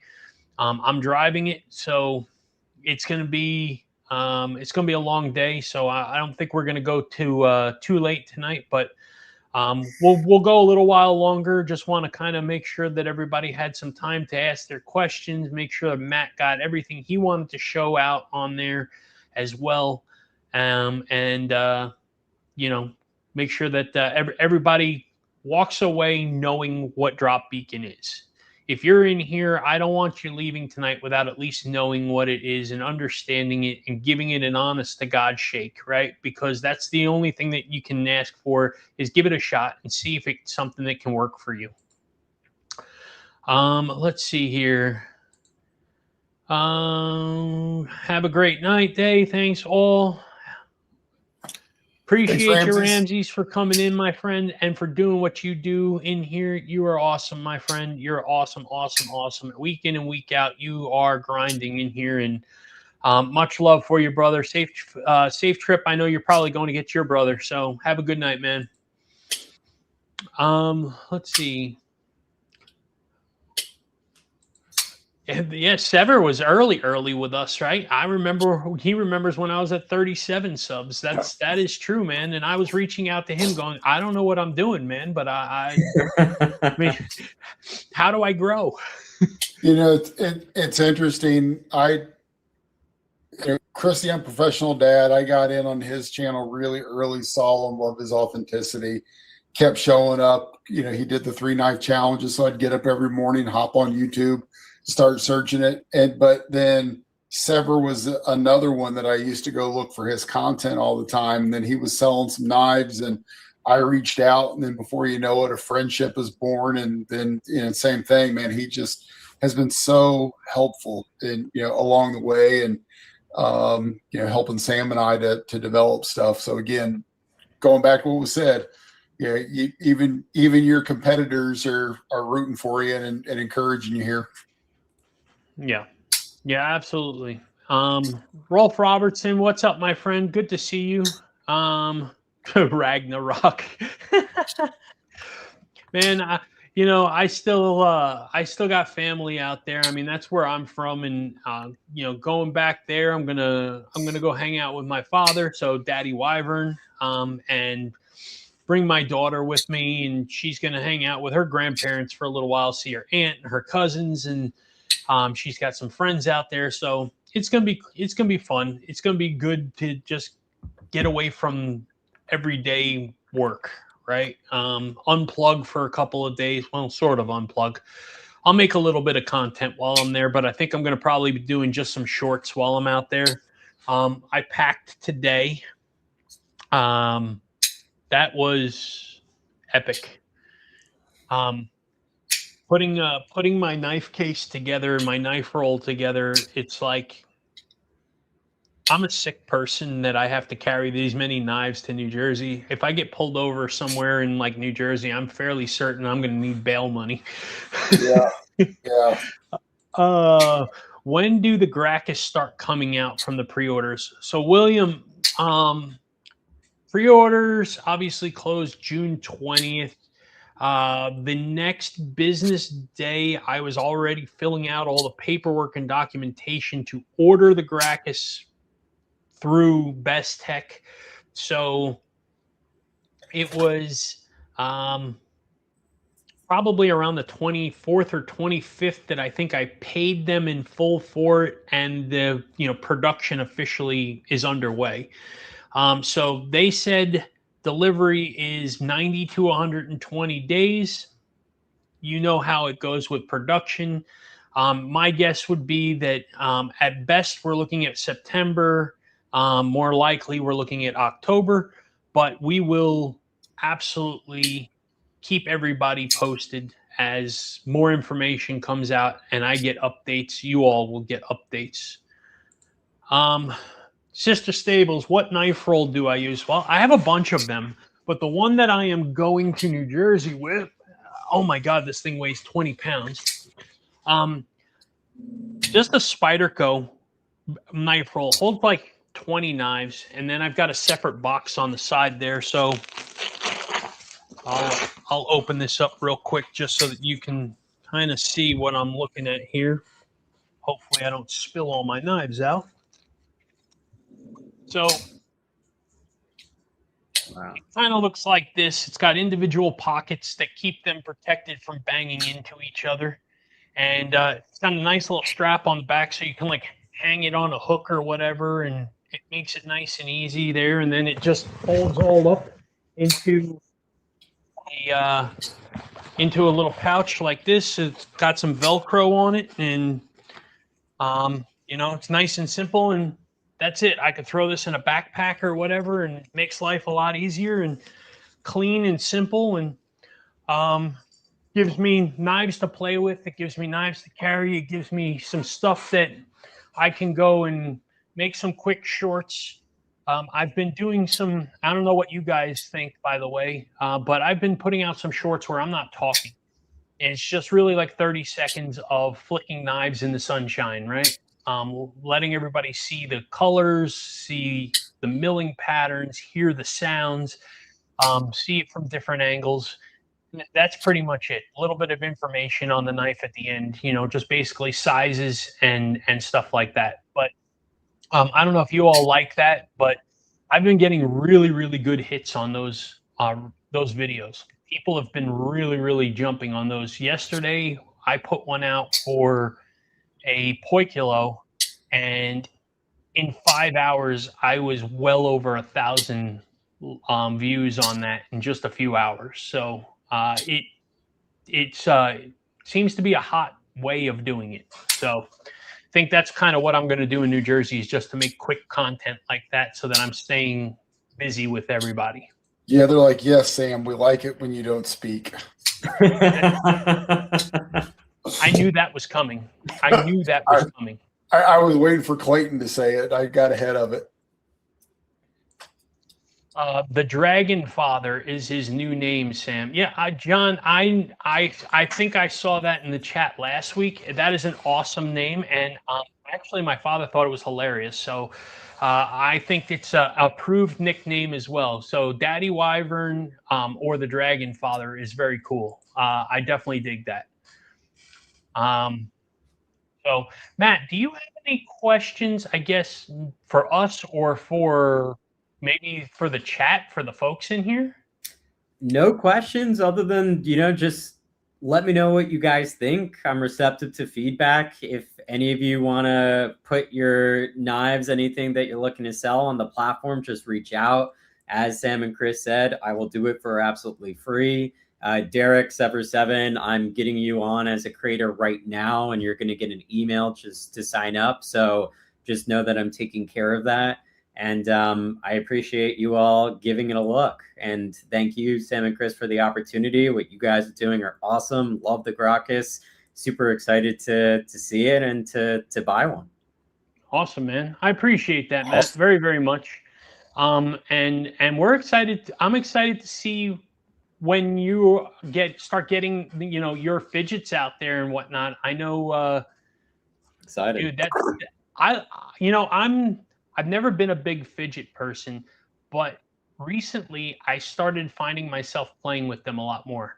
And I think my boss hates me. And when I say my boss, I mean my wife, because I'll sit on the couch and I'll start flicking and clicking. So she used to always get mad at me because I'd be sitting here playing with a knife. Yeah. And then I'd hear, "You're going to cut yourself." And well, yeah, inevitably, if you keep telling me I'm going to do that, it's going to happen, right?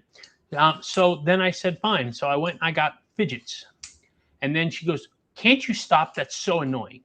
And I'm like, I can't play with a blade. I can't play with a fidget. I don't know what to tell you. You can play with this one because it has a silent mode. And I swear to God, this is true. It's like you just created the advertisement for me, but I was doing the same exact thing, clicking the fidget. And she's like, "Can you just stop with that?" Toggled it up, switch it to the silent mode. And she's like, "Oh, I get it now." I was like, thank you. You see that, honey? You've inspired a product line. Exactly. Well, and I was thinking the same thing because, I spend 6 to 7 hours most days on video calls like this. And so, I can flick on some of them, right? The AI does a really good job of getting a lot of the noise out, but there's some that I can't, or if you're seeing more of me. So, I do the same thing. I've got, I don't know if you see it. I got the switch pin, and I'm just, flicking it back and forth, but it still makes noise. And then people will question it. And, what's that noise? And then I've got it under the table, and I'm barely moving it back and forth, you know, but I am a fidgeter. So yeah, I'm looking forward to that coming out. And there was a question in the chat that was asking, Matt, where can they find your fidgets? But this is your first one coming out, right? Yeah, and it's actually on Drop Beacon. The brand is called Grade 5 Materials for Grade 5 titanium. You know, it's made with aerospace grade titanium. The product is the haptic hubcap as well as the cheese wheel. And you will see the sign up sale on Drop Beacon the same way I could do sign up sales with anyone else. So, you know, really putting my money where my mouth is and launching the products through the site. So excited for everyone to take a look. Very nice. And then what did I see? The Pictus. Yeah. Yeah, I just responded to him about that. Yeah, send me pictures or details and pictures or whatever about the Pictus Sever. And we'll I'll see if it's you know, if it's something. I'd love to get one. I just, man, I've got a ton in the mail coming, and obviously traveling and whatnot. I don't know if I can do it or not do it, but we might be able to come up with something, man. And I saw a couple other comments in here, and I saw Dragoon come in here. So Dragoon, good to see you, brother. Thank you for coming in.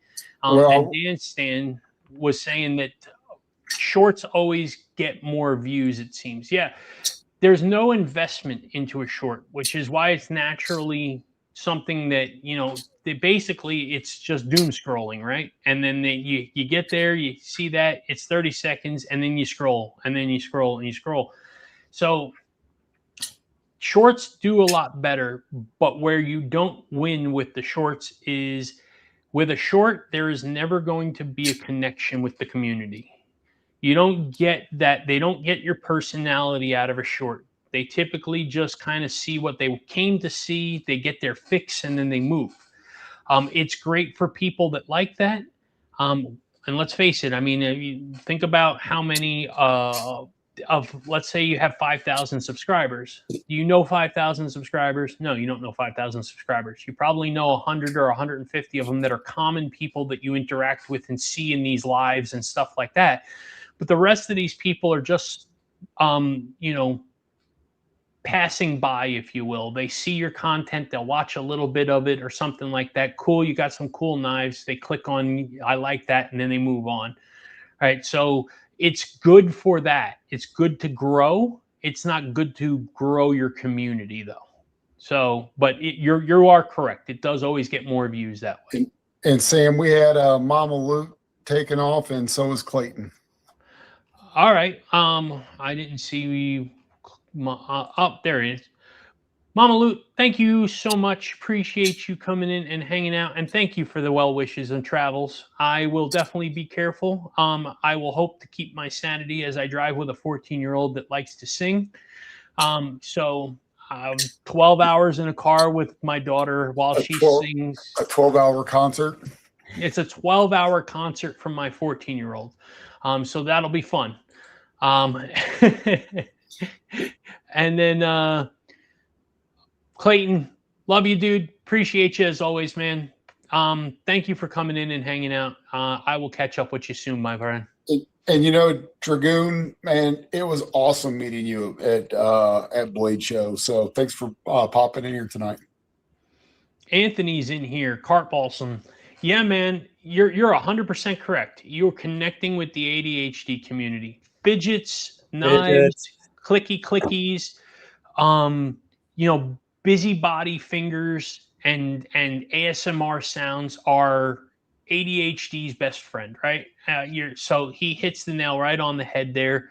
And though I am not ADHD, I can tell you that I'm a busybody. I have to be doing. I don't sleep a lot. I typically sleep 3 to 4 hours a night at most. And so for me, it's like when I'm done, I have to go. I have to move. I'm done with work. I have dinner with my family. I head right back into the office and I start drawing. I start making content. I start doing. And I'm constantly a busybody. When I'm sitting still, I'm flicking. I drive people crazy. Chris, on the way down to Atlanta, what did our car sound like when we weren't talking to each other? Exactly what I hear in the background right now with you. Click, click, Okay, click, click. you had 3 guys. So it was Chris, myself, and the unprofessional dad in my truck driving down to Atlanta, and all 3 of us clacking knives. Okay, Yeah.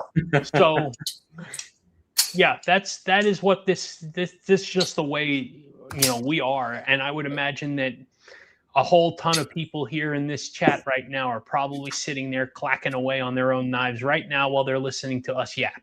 Well, I'm Yeah. most definitely an ADHD guy, and sometimes you need your own therapeutic, whatever that might be. For me, it's fidgets, and it's glad to be among people who share similar issues. Yeah.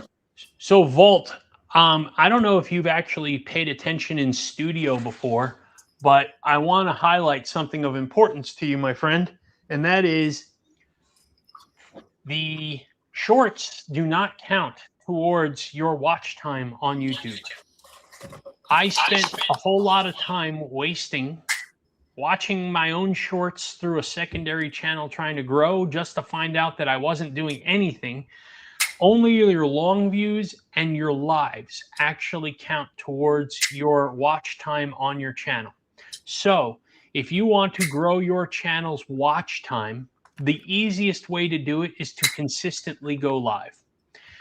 I was at 2,000-ish, 1,900 watch hours, something like that, through 400 plus videos. And it was ridiculous. And Chris and I started going live every week, and it would grow exponentially by the hundreds every single time because of the live, because you get 30, 40, 50, 60 people in there watching for 2 hours at a time, and that's a multiplier for you. So if you want to grow your channel's view time, the best way to do it is long form videos and lives in particular. So just want to help you out, brother. If you're trying to bank on shorts to grow your view time, you're not gonna get there, man. Yeah. Rebel Rouser said he's flipping a Prince Customs. Go to Kelly's 1039 comment.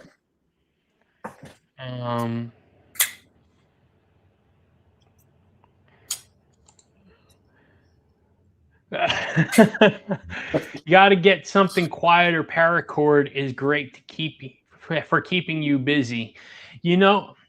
Kelly, you're right.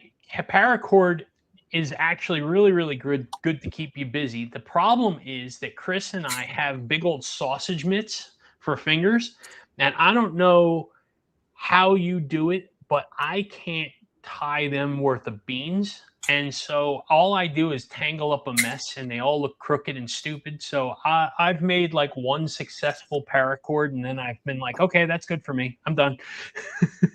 Yeah, I'm looking for one that I just recently did, although I don't know that I want to put it up on camera. I might have already put it away. You missed it, man. I don't know if they're going to be doing more or not, but if they're out from a business decisions perspective, chances are that they'll probably restock again in a few months if it's something that they're interested in doing.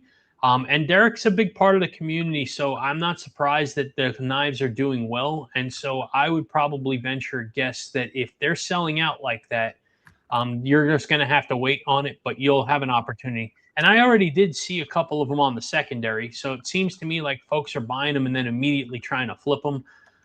So I don't know if that matters to you or not, but if it's something you really, really want, I never mind paying a premium for something if I really, really want it. I did for the Strix, for the Sparrow Strix. Pay a few extra bucks for the knife you're not going to get anywhere else anyway, because they're not releasing anymore. So what are you going to do? So up to you on that. Derek said there's another drop coming, but if you're just wanting like one to check out for your channel, let me ping me. I'll send you mine. It's supposed to be here this week. I got the DLC one as well. One more usurper drop coming this month. There you go, folks. So Derek's knives are doing really, really well, which is awesome. Super happy for him. Very proud of him. I know that the one from KB, the Get Some, was a little bit of an unexpected drop from his perspective. It was almost shocked him. All of a sudden, he was like, "Hey, my first design actually came out." Like he didn't even know about it because Kubi is not exactly great with communications on that stuff. And let me tell you, that knife's a banger, by the way. Like that one's a really, really great knife. So if you guys are looking to check out some really cool stuff, Sever 7's got some two really good ones that came out like right next to each other, which is really cool. I'm looking forward to getting the usurper. I really do like the Get Some. Yeah. Gunmetal James signed up for Drop Beacon. Looks pretty cool. Awesome. That is awesome. James, I think you and Shay would get a lot out of it. Both of you guys are knife fanatics, and I know that this will make your life easier searching for the things that you search for. I know you've come to me a couple different times on things, and let me tell you, having one place to be able to hunt across the board makes the world a whole lot easier for consumers. That's for sure. So very cool that you signed up. Let's see. Anybody else in here pop in? 3 usurpers have hit the secondary. 2 were related to small hands. 1 was related to detent being too strong. Sissies. I'm kidding. It does have a crazy strong detent on there. I do agree with you. Chris and I happen to love strong detents, so for us it was like, that okay, twist my arm and make me like it more. So that's very, very, very cool. Let me see here. Got my usurper from my first 20 drop. I have complaints on it. Unfortunately, the detent is so very strong it hurts to open it up and can't front flip it, sadly. Volt, have you tried to play with it? Like, have you tried to, there's a couple of things. One is detents are always stiffer in the beginning because of the fact that there's no wear on anything. There's a detent track that hasn't worn in yet, things like that happen that make it easier. The second thing is that if you were to take the knife apart, first off, give it a good cleaning because every new knife is all gridded up from the manufacturing facility anyway. So you want to get fresh oil in there and all that kind of stuff.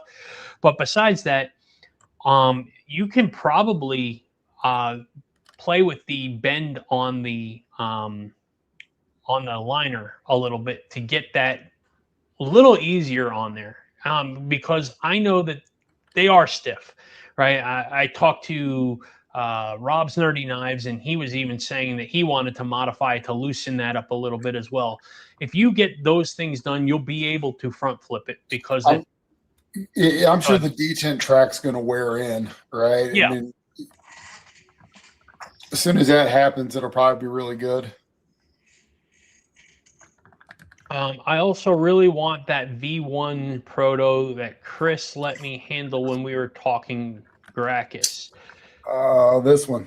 It's the one he's talking about. You want the original style? Yeah. All right. Yeah. He really liked that color on our scale. So it's interesting. So I recently got a best tester and checked out, I put a new edge on this and got it down to like 121 on the best tester. And I still think as sharp as that is, the version 2 prototype, the one that the final version slices so much better. It passes through material so much more cleanly. But if you're using it for heavy duty work, then this one, if you don't mind a thicker chop, then this one is good. But yeah, the new version, I think you'll really enjoy how slicey it is. Yeah. Once production's out and everything like that, man, Chris and I will talk about what we're going to do with some of the prototypes. I think Chris and I are definitely going to keep at least one each for posterity purposes, but the rest of them will probably get sold or given away or something like that. So we can work out something, man. We'll talk about it when it gets closer. Remind us when it's that time, and we'll figure out something, man. Sever7 says that he's going to do a video adjusting the detent.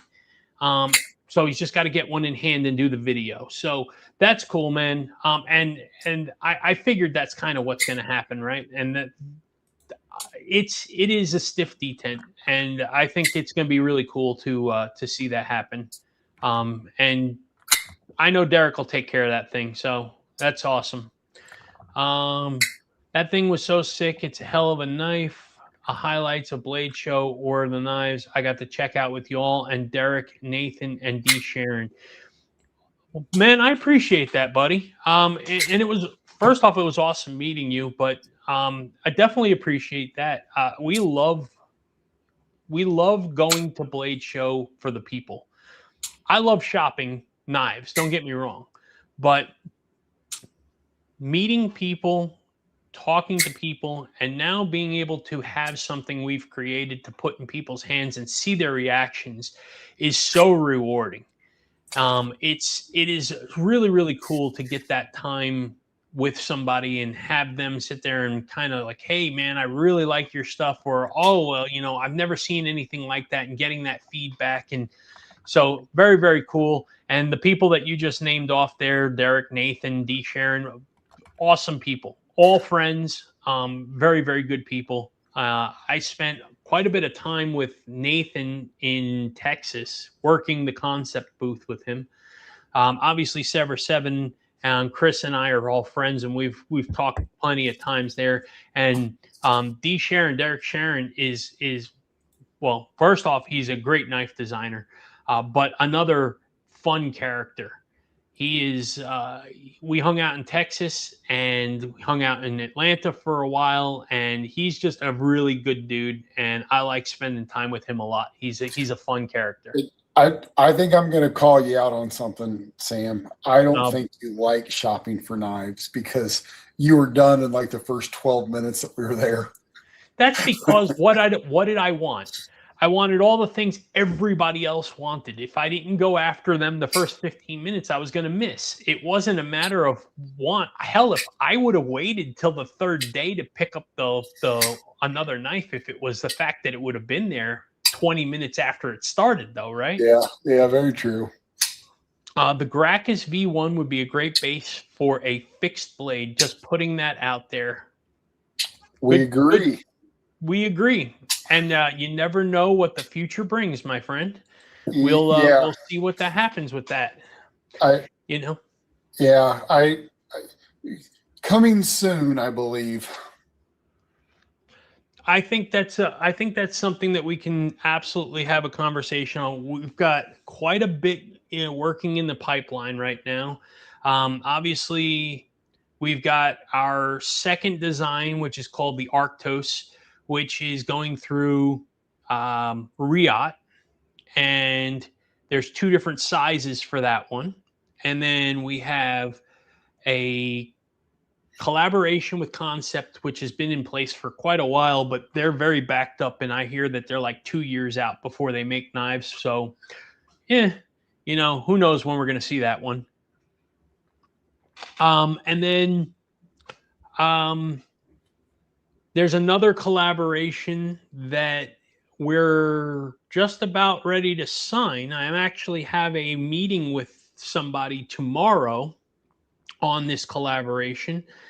While I'm driving out to New Jersey, I'm supposed to get a phone call from somebody, and we're going to be discussing the terms of everything. And as long as everything is good to go on that, I'll be signing that paperwork either tomorrow night or Friday. And we should be collaborating with another company on another design there. So we've got quite a few things playing. We've got another one that is actually in CAD right now being worked on. So in the next few days, that'll come back to me. And then that's another thing that we're going to be ordering prototypes on in the near future. So there's a lot going on. I can assure you that we are just getting started. As a matter of fact, the Gracchus was just the wet the whistle. I can assure you that we're about to ramp things up significantly, and you all are about to you're about to see what Wyvern Kodiak is really all about. So I hope you guys are prepared for it, because we're excited for it, to be honest. And Dragoon, if you want to send over your designs for your fixed blade, I'd be happy to give you some feedback or some thoughts on what I think about it.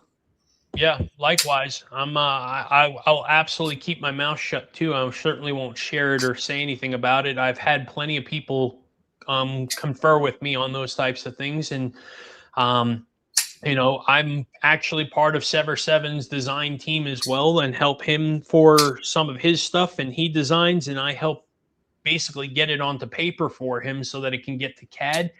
And I don't share any of those pictures or designs or anything like that. That's private, and I feel honored that people are willing to trust me with that, and I would never betray anybody's trust. So therefore, nobody gets to see any of that stuff. But if you ever want any feedback, or you ever want some help with anything or whatever, just reach out, man. Chris and I are happy to help. We love helping everybody grow. It's a very, very cool thing. Let's see. When does that? Oh, I missed.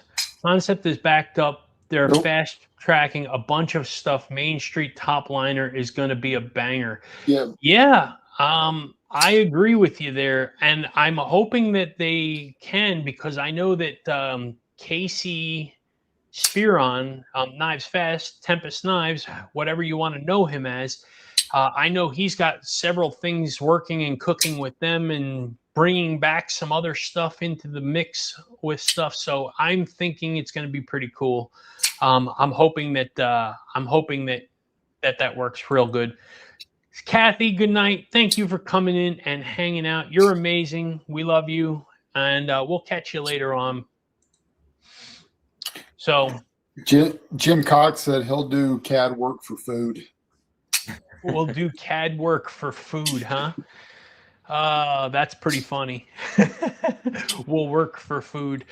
That's hysterical. I love it. I skipped dinner tonight, so some of those wings that Clayton were talking about are sounding really good right now. Wings, I can go for some wings. I have a Proto Main Street top liner that's going to be in production if y'all want to check it out. Yeah, love to. Yep. I'd love to check that out, man. That would be awesome. Chris, you have a Main Street, right? Maybe. Don't you have a Main Street? I'd have to look through the. I'd have to look through my collection. I'm pretty sure you have a Main Street. I'm 99% sure you have a Main Street. So I've got a few hundred of them laying around here. Yeah, it is a sickness. Be one. Yeah. It is a sickness for sure. Hey Matt, is it like that with fidgets for you? Like, do you have like 700 fidgets in your house, or is it like, do you keep like a small batch, or how does that work for a fidget person? I don't know. I've been giving them away on the website, believe it or not. Wanted to get traction among the community, but you know, I did buy a bunch. I was doing a bunch of research. Some of them I hated. They inspired my own design. Now I just kind of like my own. I'm curious, because you guys are making your own knives. Are you sort of partial to your own creations, or do you have room in your heart for a bunch of other designs? Oh, I've got plenty of space. Yeah. I was gonna say I 100% love other knives. Okay. And that's not to say I don't love my own. And to be completely 100% transparent, I carry the Gracchus more than any other knife. Yeah. But I can also tell you that, you know, I absolutely love, you know, a bunch of other knives. And I think Chris is probably different than I am. There you go. He's got. I found I had two Main Streets. Yeah. There you go. I had to think about it. I've got both an aligner lock and a and crossbar. There you go. So I do the majority of the content, Matt. And so being the majority of the content, being in the pass around group, stuff like that, there are so many more knives that I handle on the regular that come through. I touch it for a couple of days and then I pass it along. And it's almost like a fix, right? You don't need the high of buying it because I touch it, I play with it, and then I'm over it and it's time to move it along. Yeah. And if I really, really love it, well, then I know that that's something I can consider buying or something like that. But Chris doesn't always get involved in those things, though. When I get pass around stuff, if there's something I really think he likes, I usually try to make sure I get it in his hands and say, hey dude, this knife is like special, you want to put your hands on this one. Awesome.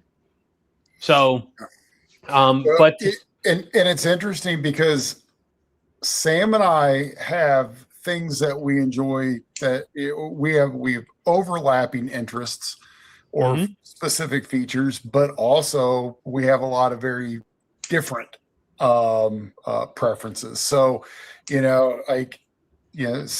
Sam's color wheel is that of this, and that's it. And I look like a rainbow flag. I've got knives of every shape, size, color. So I like the colors that pop too. Are you trying to say I'm boring, Chris? No. Just you know what you like. Yes. I would say they're true knife enthusiasts. You can tell by their faces when they handle them. Yeah, we're kids when it comes to the knife stuff. All right. I mean, you can tell when something gets in our hands that we like. We are like children with new toys, where you can just see the joy in our eyes. And I think that shows the passion that we have for it. And Chris is right. I'm a very boring knife collector when it comes to the colorways. I don't have a lot of color in my collection. Only color. Your milling and the things that you like from a machining perspective is pretty elaborate. Yeah. Well, you guys chose Van Axe, right? For the Grack, which is pretty differentiated. Like, that's pretty rare. I think it's cool. Not a lot of. I mean, there's some. It's much more popular now, but yeah, it was. Yeah, it's not. It's become mainstream, or it's becoming more mainstream, right? It's more common than it used to be 3 years ago or 2 years ago. But it's more like, for me, like, for instance, this is what I'm playing with right now. It's a Tactile Knives Rockwall, right? The Skelly edition. But the micro milling that's on this handle right here is just absolutely spectacular. And yeah, it's a silver knife. It's, to most people, it's like, dude, why don't you have some color in your collection? I just like clean, right? For me, clean is like the best thing in the world. One of my favorite, arguably my favorite designer is Ray Laconico. And I mean, his designs are just ultra clean. They're clean, straight lines, usually no color on the knives, not a whole lot to it, but there's just something special about clean and spectacular that he designs, and I love it. Whereas for Chris, he goes through phases. He'll love, like right now he's on a green kick. Last year he was on a purple kick. So he likes color, and that's completely fine. I think that that's the beauty of this hobby, right? Is, as an enthusiast, you have so many options that it doesn't matter what color you like. It doesn't matter what shape or size you like. This hobby has something for you. Yeah, and real quick, check out Volt's last comment. There's a funny story behind that. This one? Yep. Yeah, so Chris did a buy one get one free on the Demko, and he gave me one. So that's why he's got a color. So just so you know, but I mean, look, full disclosure, I have some knives of color. Okay, I mean, I'm not completely black and gray. I do have a few blue knives. I did recently buy the Migron Solora with the like purple colors and everything like that. And but immediately sold it. And yeah, and I already sold it because I bought a black one because I can't stand the colorway on it.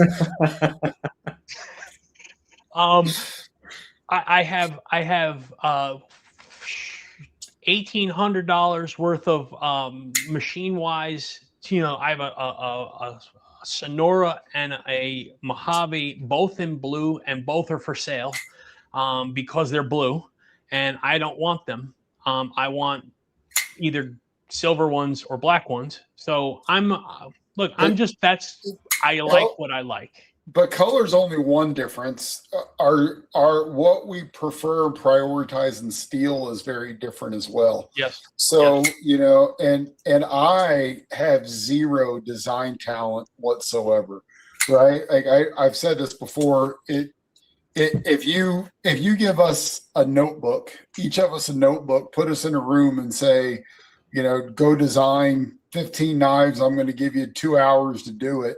Sam will fill up every sheet of paper and I will sign my name 600 times, you know, and that's it, right? Like I can trace a knife. I can't, and like he'll send me pictures and then I'm asking questions because again, translating that into a real world object isn't easily done for me. So I immediately go to application and features because I can't see the design. And then he sends me a rendering and I'm like, oh, that's really cool. But just in picture, I struggle with it. Yeah. Yeah. James, 19C27 is very cool steel. That Solora's in 19C. And I saw some of the testing on it. Chris was talking to me about it the other day that somebody was doing some testing on that thing and that it was like it lasted twice as long as 14C or something, Chris? Yeah. And I was watching Diamond Cut Steel and he did some testing and he sharpened them and he uses his knives a ton. But he said that typically with 14C, he's got to strop it throughout the day. This made it through 2 full days with no stropping, and then he was able to strop it back to being able to shave, but it wasn't where he wanted it. He didn't have the bite that he wanted, so he still put a blade on it, but it did twice as long. John, black knives matter, man. I'm just telling you right now, black knives matter. Okay, that's not just. You can't hate black knives, man. You got to have a little bit of love for them, man. I honestly, like I said, it's a to each their own thing on that. I don't hate on anybody else for liking color on their knives or their collections or anything like that. I think there's a place for it, and you know, I don't mind people that like that stuff. For me, it's just clean. It's more about the cleanness of a collection for me on that, which is why I get away from the colorways and I stick to blacks and grays. But Chris, what you were saying, right? You prefer things on how they sharpen up in their use cases and stuff like that. And you know, Chris and I balance really well when we're doing design because as I'm designing things, he's making me rethink things. Sometimes ways that I don't want to rethink, only because of the fact that he brings them up at a point where it's like the most unideal time to do it. And I'll give you a for instance. So Chris, I had shown Chris a design and I was working on it for several weeks. And when I finally started getting to the point where I was tightening everything up and getting to that finish line, is when he started bringing up all the issues that he was having with the design at that point. And it was like, dude, you should have brought this up like 3 weeks ago. You're killing me, Smalls. Like now I have to re-engineer this entire thing. And then he's like, well, why don't you just move this over here? And I'm like, well, if you just move something like that, now it doesn't fit in the handle this way. And now it doesn't, you know, now the stop pin is in a totally different place. And now I've got to rethink that because it's hitting over here. And he's like, oh, I see. So it's like, change the stop pin. Yeah, but that's the thing is he doesn't get some of that. He does. He understands it. He just doesn't think in the mechanics perspective of that while he's doing this, right? He's thinking on the use. But the thing is, I don't think in the use, which is great because of the fact that if he doesn't tell me what this knife is going to be used for, all I'm doing is making pretty pieces of metal with handles, right? They may not have any good use for anything. So I need him for that. The D10 will be good, and they'll flick well. Yeah. They'll be good for fidget. They will be deadly fidget tools. They'll be really deadly, and they'll probably cut your fingers off, or they'll become desk knives because nobody will want to carry them because they don't have any other good use. But it'll have a good pocket clip and a good sound of the flick, and out. But yeah, it'll cut butter. Check out Gunmetal James's comment. I think at 11:06. I think's what it was. Let's see here. This one? Yep, that's one. 840 cuts on board cardboard. 14C usually gives me 350 to 450. So about double. Yeah, so more than that. That's that double that you were talking about, Chris. So that that number is pretty accurate right there. That's pretty friggin' badass right there. And James, was that on the factory edge, or was that on an edge that you put on it? Tested on 19C and their D2. They're killing it. Yeah, Migron really changed their formula on their heat treats recently. And I don't want to say that anybody drove that, or maybe just the buzz around the community of people talking.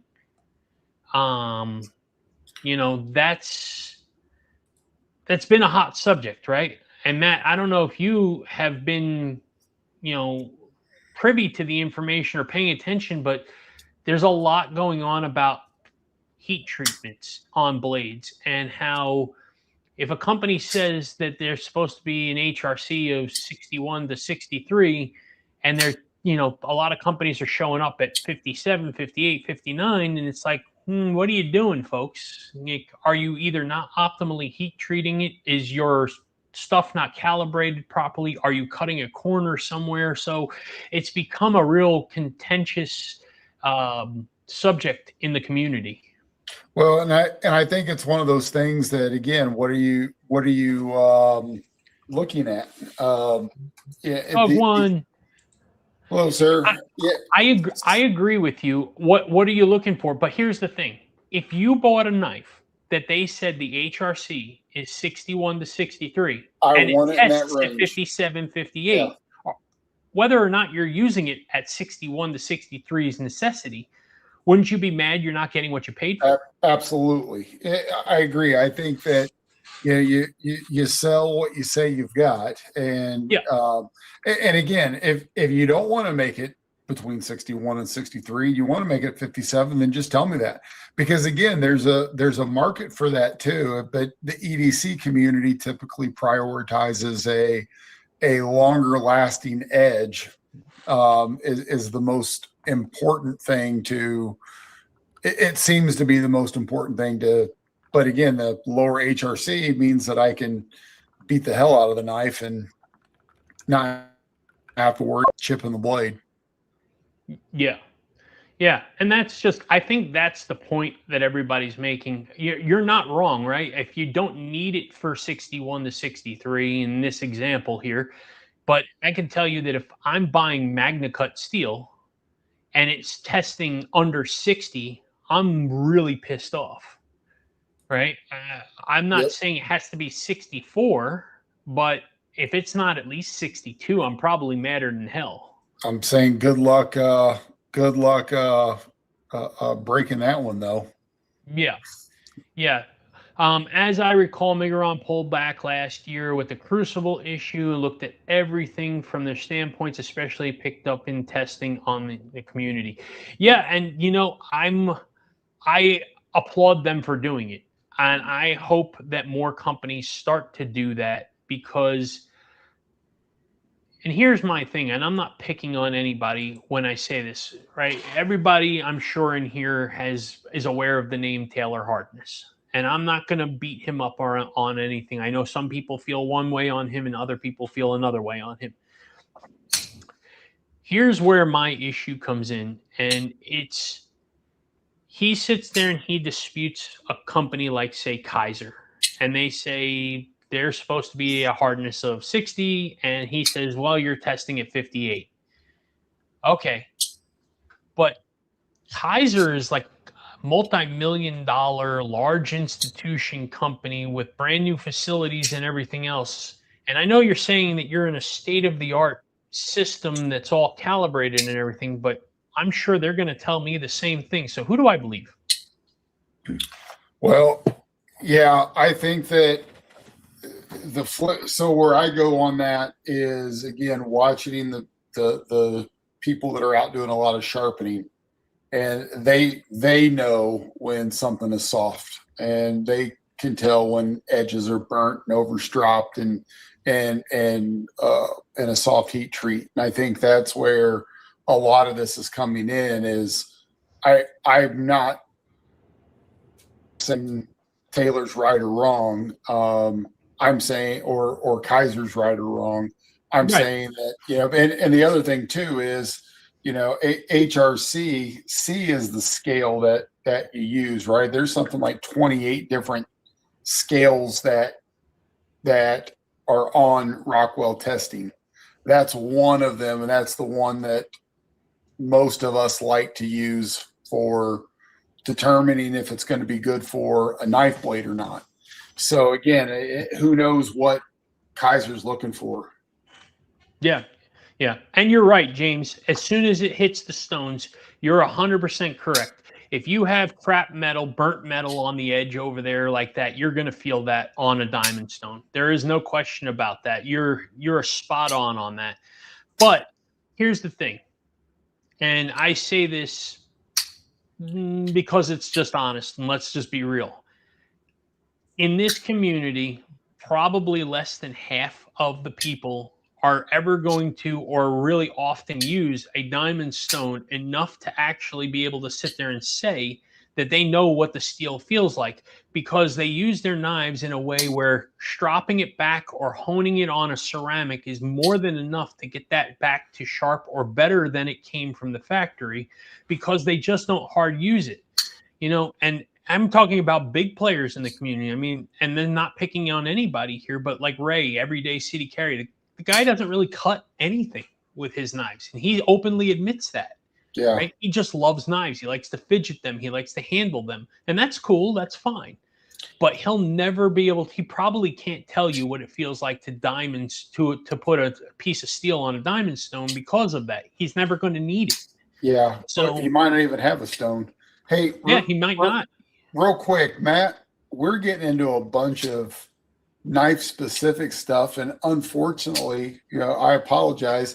Typically, with about every guest, I ask up front, is there a time you stop by or be done by? And I know you've got a family as well, and I don't, if we're being too loud or rowdy, are you good to continue, or do you want to drop out? I think I'm about to drop out since I'm a 5 a.m. wake up guy, unfortunately. Yeah. But thank you so much for having me on, guys. This was fun, and this was fun hanging out with everyone. So I appreciate it. Absolutely, man. You're welcome back anytime. We'll absolutely do this again. Amazing. We do appreciate you spending some time. Folks, if you're not already on it, once again, the link is pinned in the chat. Sign up. Get on Drop Beacon. If you're a content creator or you own a company that's in the EDC realm, reach out to Matt and get over there, get involved, check it out, have a discussion with Matt. He's super, super easy to work with. He's a great guy. If you're not following him, he's got YouTube, he's got Instagram. Check out his stuff, get in contact with him. Matt, thank you so much for your time tonight. You've got an awesome platform. Really excited how far you've come. Really excited to see where the future brings you.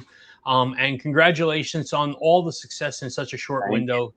It's phenomenal, man. We're super happy to be a part of this, and looking forward to growing with you. Thank you. Phenomenal idea, and I expect a lot of success out of this. Thank you. Yeah. You both are the best. I appreciate it. Have a good one.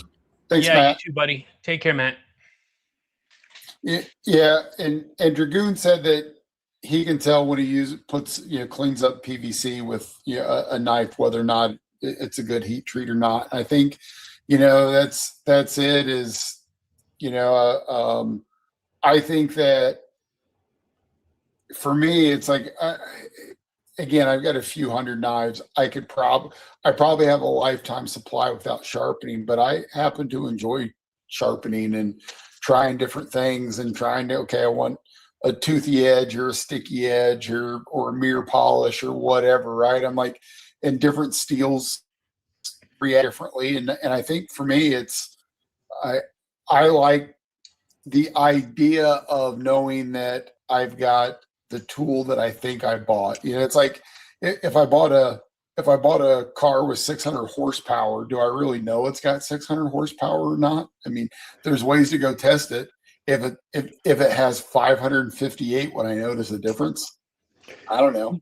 No, but that also yields, and I guess this is going to open a can of worms. I could tell already.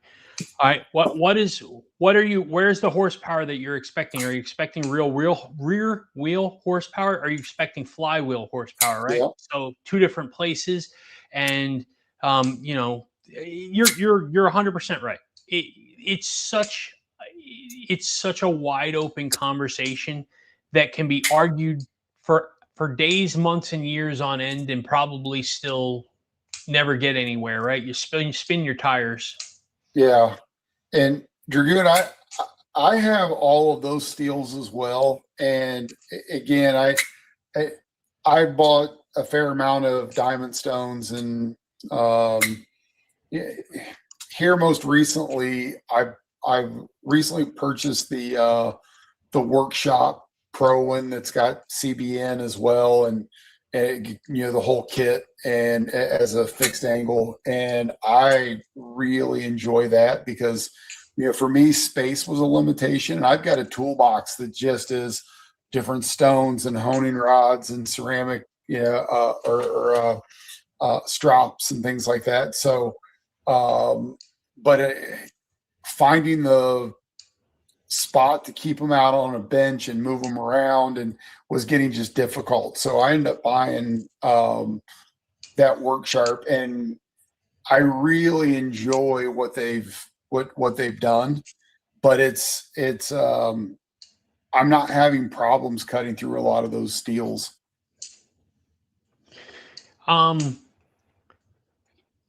So Chris, I saw somebody, I saw James say that he sharpens 2 to 3 knives a day. And then he had mentioned, he had told Dragoon, start with a budget knife and kind of like work your way up from it.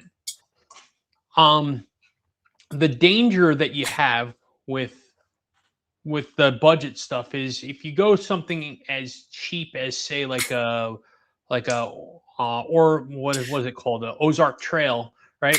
I mean, they're notoriously scorching their blades to where you almost have to sharpen it like 4 times before you can even get to good steel to sharpen. So Taylor tested one of those in a 48 HRC. Yeah, and that's really where I was going with it was. When we talk about budget, you got to kind of be careful about that too, right? Otherwise, what are you going to learn from that other than what really crappy steel is? So I think, like Jared Neve has said before, like look at something like Civivi or Sencut, where it's a trusted material, and he recommended something like that. Now, I personally have not sharpened a Civivi or a Sencut before. I don't own a Sencut. I only have one. No, I have 2 Civivis. And I would think that what he was saying, and he can clarify, but I think what he was saying by budget is a budget steel like 14C or Nitro V or something that is historically easier to cut, something with small carbides. That's what I would assume that he was saying, not go buy a gas station knife and check on that would be my best guess. Check out what Fred said too at 11:21. I'm looking for it. Hang on a second here. Yeah, he said Sencuts are great. There you go. PS Prof Pioneer, and I suck at it. I can understand, Fred. It is something that you're not good at until you consistently do it and keep practicing, and you get the touch, right? I think that's the way I would put it, is you got to get the touch. I was sucking at sharpening too for a while. Hell, I was sucking at stropping, for God's sake. And recently, I've played with how I strop, and well, I can't say recently. The last year, I started investing in things a little bit better. A better strop with better leather, diamond emulsion fluid, stuff like that. And I tell you, it makes a world of difference. If you buy one of those Amazon strops with the green squishy bar that you swipe on it, that sucks. I'm not saying it doesn't work at all, but it's not good. You buy There's better stuff out there. Yeah. Yeah, you buy good kangaroo leather or something like that, and you buy some of that good diamond emulsion spray, and you put it on there, and you follow the instructions properly, and you take it nice and slow. You can actually see the difference. It takes less passes to get that edge back. I mean, it really does make a world of difference. I stropped back one of the Gracchuses recently, and it went back vicious, like Yeah. absolutely nasty vicious. So very, very happy with A, our steel, but B, just the strop, and you put a little bit more into it and you'll get a better product out of it, right? Yeah. Volt's got a good question at 1123. I want to ask you guys, what is a budget price range for you, and what your mid-range price range for you both? That has been an ever increasing number for me. I've got budget in my mind typically below 150. And then I would say my mid is probably between that 100 or 150 to 350 mark. Interesting.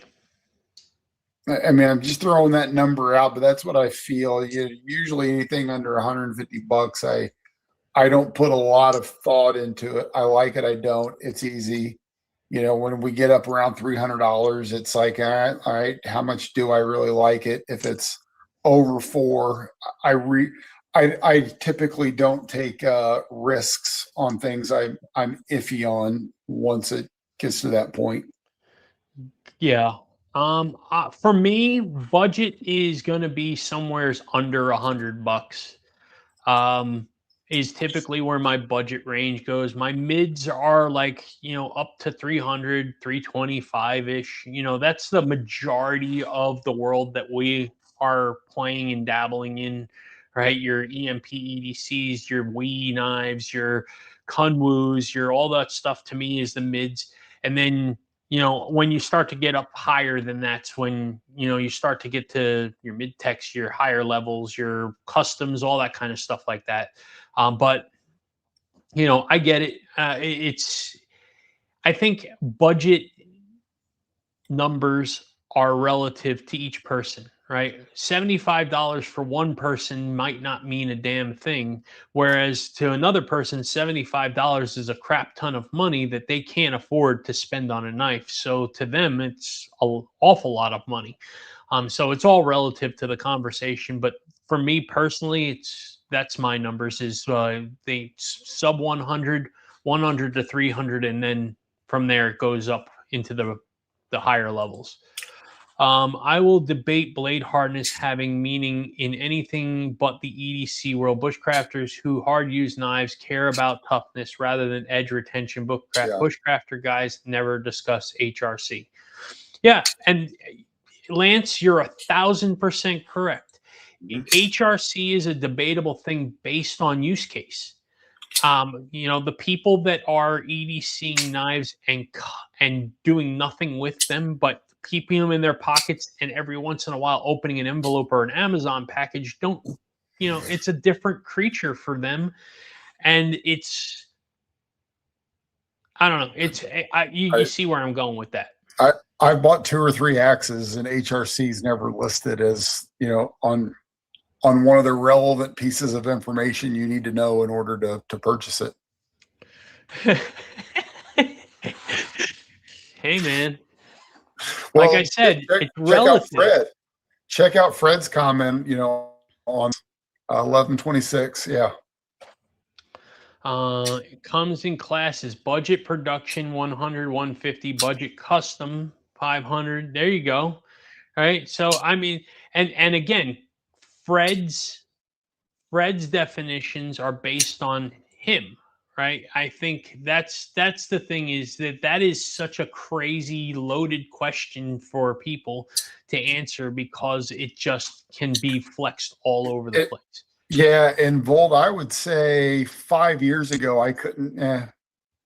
6 years ago, it was really hard for me to fathom spending $100 for a knife.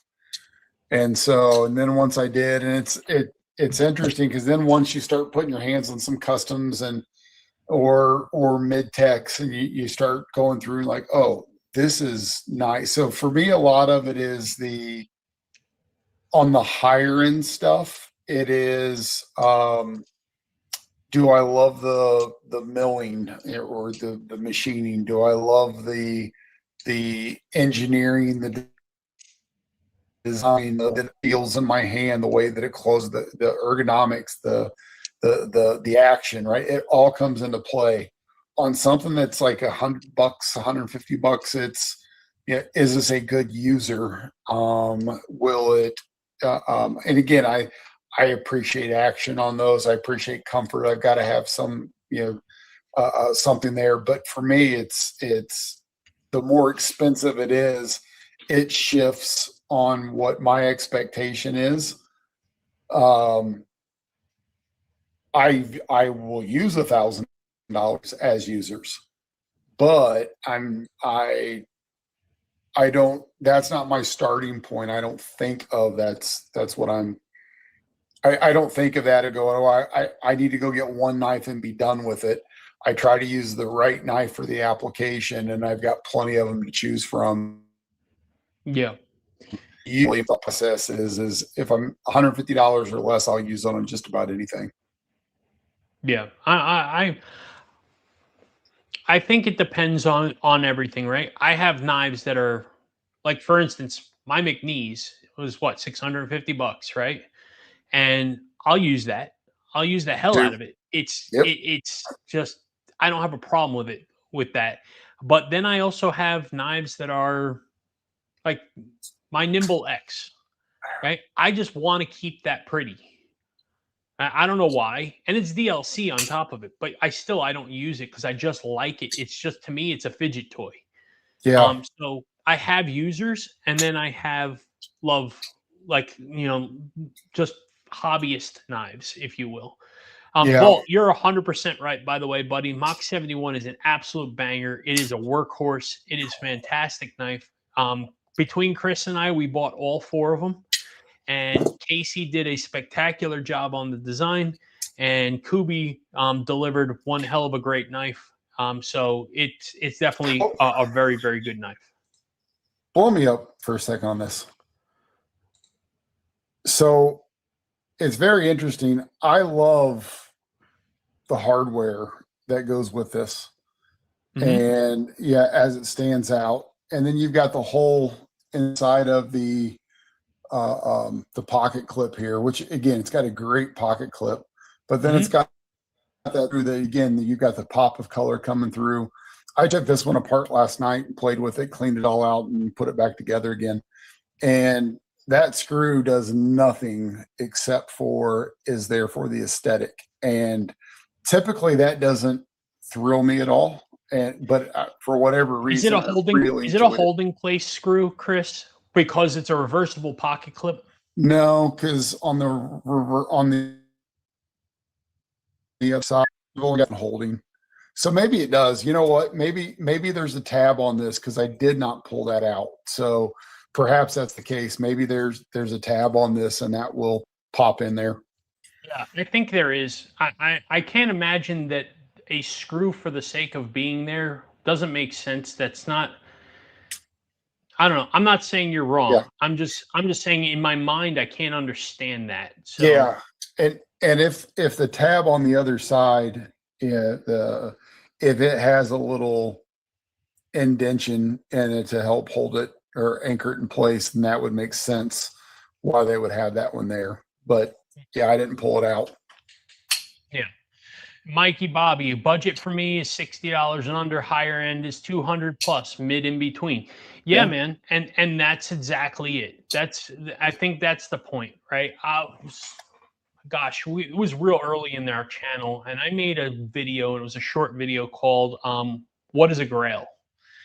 And the point of it wasn't so that I can show off really nice knives or anything like that. It was more about the engagement with the community to understand something. And that was, to each person, something is a different meaning.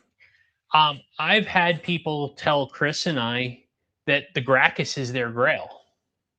Okay, which, by the way, is an absolutely humbling thing.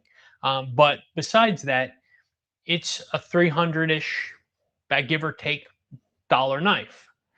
And so, when I'm pocketing a $1,500 knife and somebody's telling me the $300 knife is a grail to them, it's, it tells you the story right there, right? It's, to each person, a level means something different. A grail is this, a grail is that. And so, same thing kind of lives on the other end of it. What is a budget category? Well, if you have plenty of money to spend and you make hundreds of thousands of dollars a year, then the $60 knife is okay. It's not that big of a deal for you.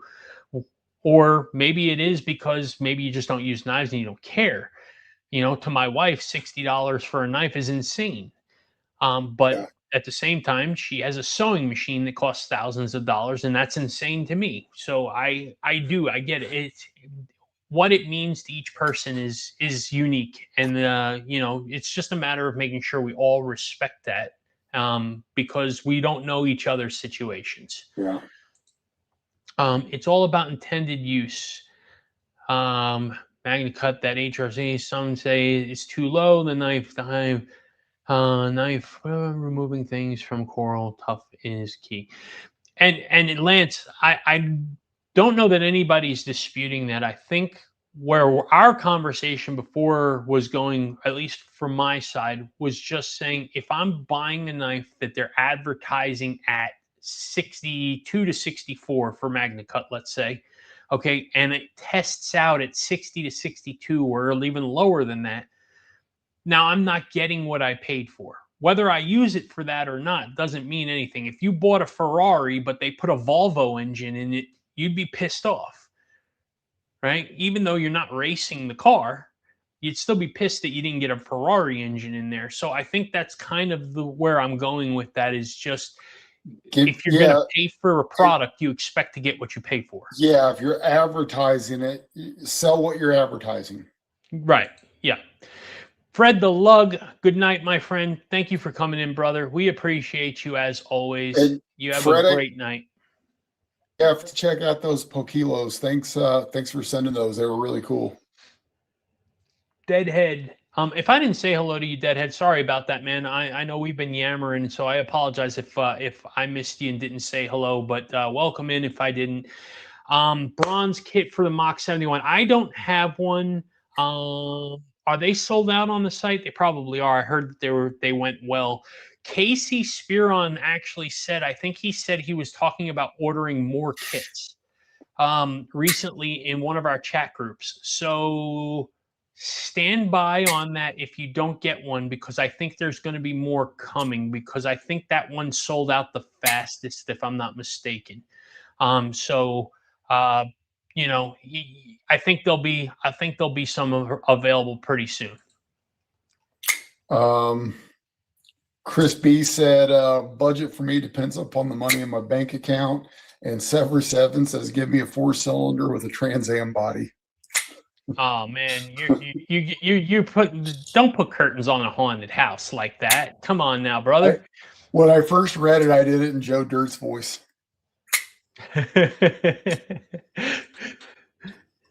You put the footprint gas pedal, man.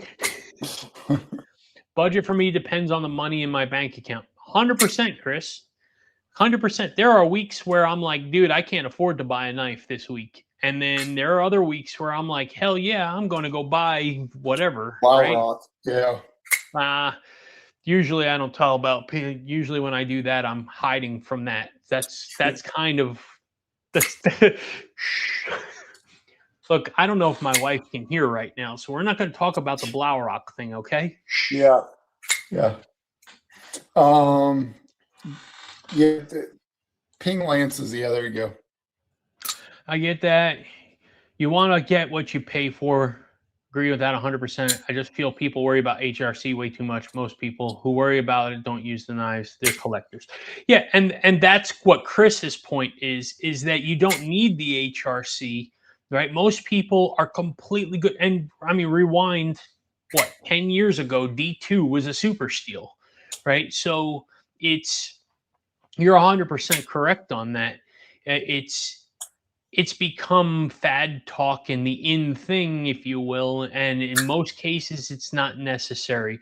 And to Chris's point, sometimes you don't want the optimal hardness of a blade because that's not the use case for the knife for you. So why do you Right. need it to be hardened like that? Yeah. So there is absolutely purpose across the board there. I think that's where the community mostly misses the conversation is because they're not understanding it, right? They're attached to a number that is being told and fed to them that this is ideal. And without that, it's unacceptable. But here's the thing. You're being fed by people, and no offense to him, because he's not wrong, but you're being fed to this information by people like Jared Neve.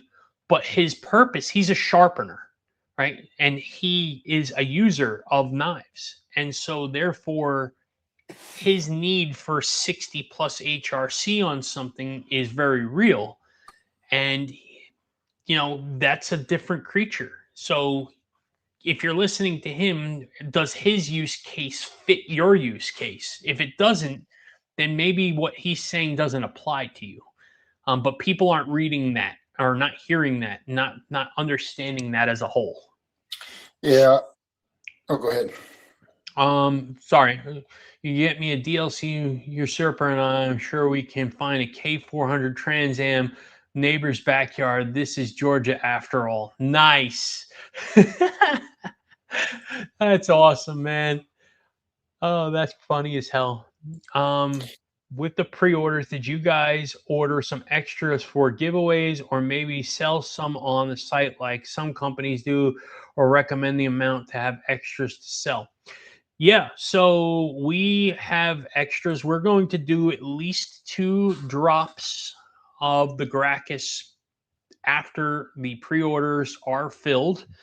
We'll have Timascus kits, and we will have extras of every finish in the Gracchus, and they will be available. And we'll drop them. We're probably not going to do many on the giveaway thing. I think we might do a couple. There are some giveaways we'll probably do. And then there's some that we obviously have to keep for warranty purposes. But we have some plans for some other ones. I think Chris and I are talking about doing a couple one-off ones with them where we can, get some anodization done or maybe some Cerakote done on them. And then we'll see what happens with those. We might, put them out for auction or something like that. Or, maybe we'll do one for a special giveaway on the channel or something like that. We'll see where we're at as far as subs at that point and see what a big giveaway would be, and maybe we'll do one then. But yeah, we're definitely going to have some extra Gracchus. We're not just fulfilling pre-orders and then calling it good. We'll be doing drops as well, like other companies do. So, man, it is 20 to 12. And as much as I can sit here and chat about this, because this conversation actually got really fun and interesting and cool, and this is a lot of really awesome interaction tonight. And we've been consistently in the mid to upper 30s almost the entire night. So thank you all for that, because I think it's really important that we highlight what Matt's doing on Drop Beacon. I think that he is really doing something that is a great service for the community. And the more people get into it and enjoy it and start to explore it more, get word of mouth out there, is the better that that platform is going to get as he's able to expand it and get it into other content creators' hands that can grow it with him. And he's all about partnership. And he had highlighted before that he's open to communication, which is great. If you have a suggestion for him and it makes sense, he's absolutely willing to listen. Well, he's still willing to listen. He just might not enact it if it doesn't make any sense. But he's open to feedback and criticisms and all that kind of stuff. And he's been working with us and he's been working with other content creators. So definitely give it a shot. Again, the link is in the chat right now. Get a free 1-year pro membership just by signing up.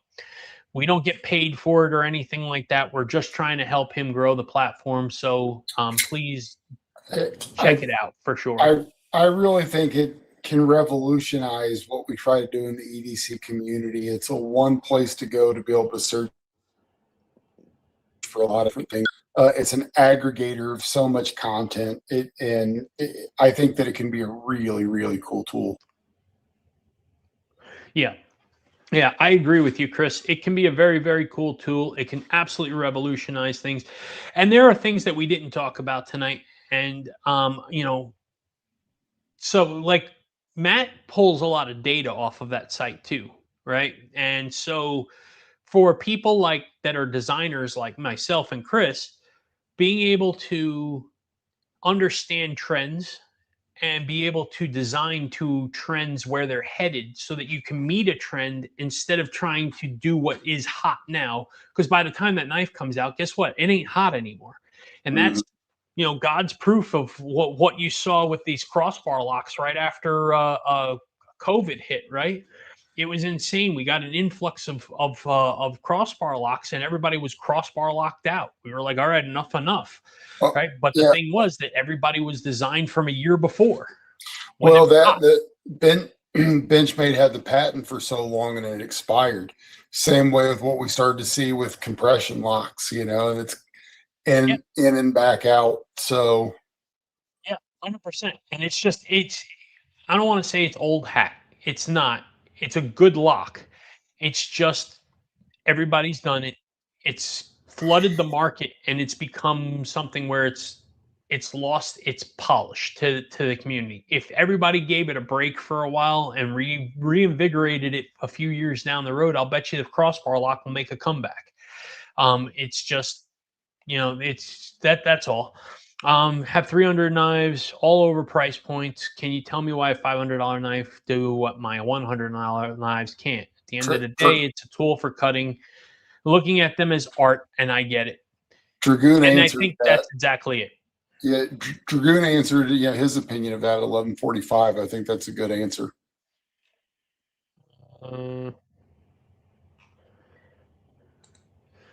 One is way more likely to let me down or lose a screw or roll an edge. You ever try to clean 70 cuts on 3-inch PVC in a crawl space? Trust me, a good knife makes a difference. Yes, it does. For a tradesman, Dragoon, it absolutely does mean something. For the everyday Amazon box packaging opening person, it probably doesn't. And I see both sides of the argument here on that.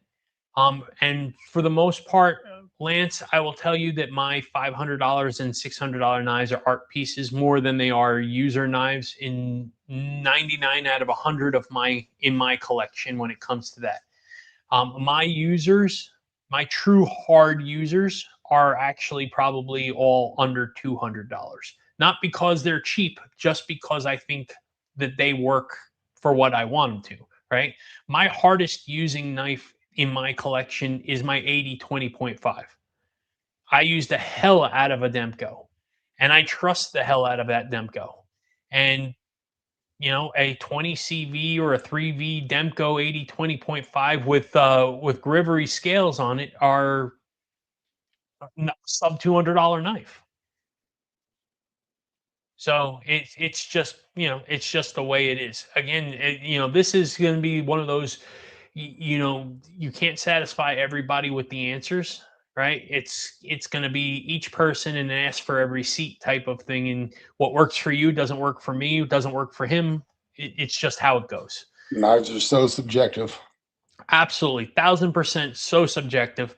And then the key to it is just remembering that and respecting each person's position in that. So, um,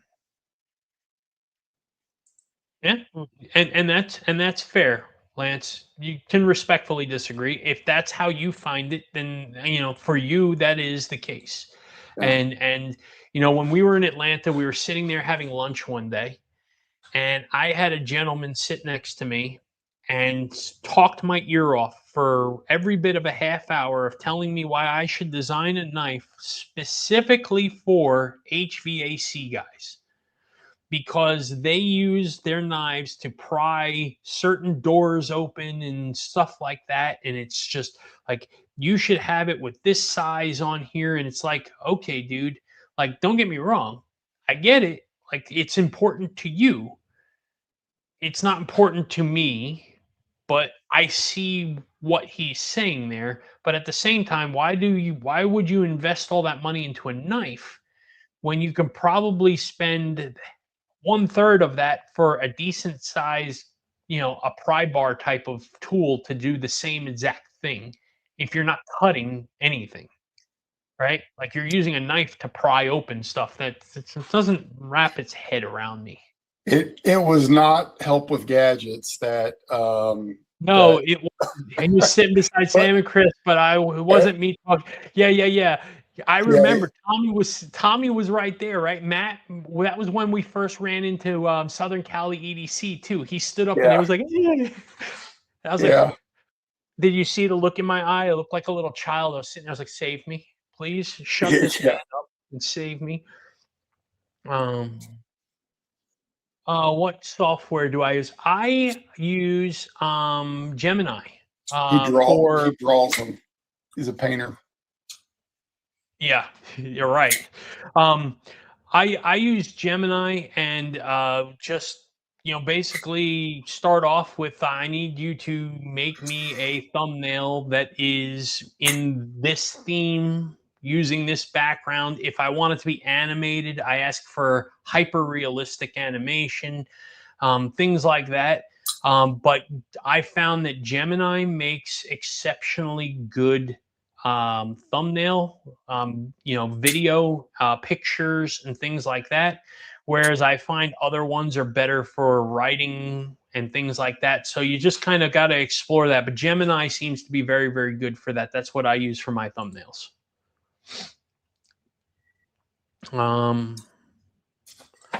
Loki, what's up, brother? Yeah, man, your prototype is psycho, dude. I mean, that thing, I feel like I want to take down a Buick with that thing. It's just absolutely bonkers. Like, that is just a monster, man. I'm definitely enjoying it a lot, and appreciate you trusting me to check that out.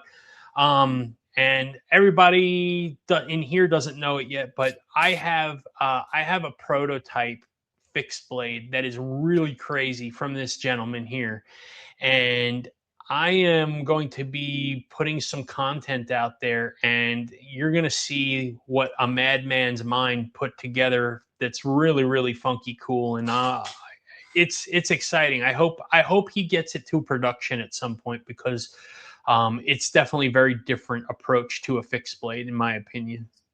So very, very cool.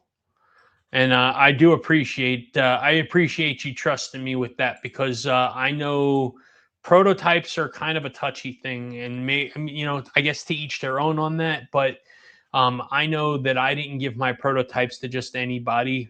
In the beginning, I wanted to make sure that they were protected and stuff like that, and in the right hands initially. So Precious. I was a little bit whiny about that. I'm not gonna lie. I'll probably be a little bit better. So, all right, Chris, we got to cut it in a minute, man. I've got to get my ass up at a crack dawn early thing and start driving like 800 miles tomorrow. So, And, I'm well, not looking forward to the drive. I'm looking forward to getting there, but I'm not looking forward to the drive, man. yeah, well, I hope the concert's fantastic. And, yeah, and, the drive is safe, but, I really had a good time with the conversations tonight. I appreciate everybody for stopping in, and the comments have been fantastic. And, I know Drop Beacon's a little different than what, we normally go over and talk about. And, Yeah. but it was really cool to have everybody participate, and at the same time, being able to change it to some more knife specific things. And so thanks everybody for all your participation. And Lance said to make sure you call them when you get in the area.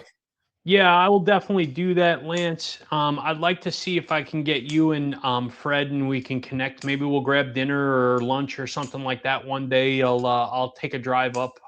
So we'll figure out something, man. I do appreciate that for sure. I'm looking forward to meeting you. And yeah, I echo what Chris said. I appreciate everybody's participation tonight. It was a lot of fun. And it was great that we had so much interaction. I hope that you all got something out of this, and that you honestly give Drop Beacon a shot, and spend a little time in there. I really do think that this is a great tool that will be something that you guys can get out of it, whether you're a content creator or just a consumer or somewhere in between. It's a phenomenal platform. Yep. So, And yeah, Volt, good luck getting everything up and running. I'm looking forward to seeing your content again soon. yeah, absolutely, absolutely. Yeah, if you need anything, man, reach out. We're always happy to try and help or whatever. But if you need anything as far as content, like as far as how I create thumbnails or anything, if you need more information on that, just reach out, buddy. Happy to share. I'm not hiding any trade secrets or anything like that. So, and I saw Loki said he's having a CT scan, man. Prayers up for you, brother. I hope everything comes out good, man, and whatnot. And keep me posted on anything if something changes or whatnot. But many prayers for good health and good results from that. So, Absolutely. yeah. So, all right, folks, thank you so much as always for incredible time with you all. We love you guys. We appreciate you all. And with that being said, Chris, what do you got to say, buddy? Same as always. Thanks for walking out life with us, Sam, and I really appreciate it. Yeah. All right, folks.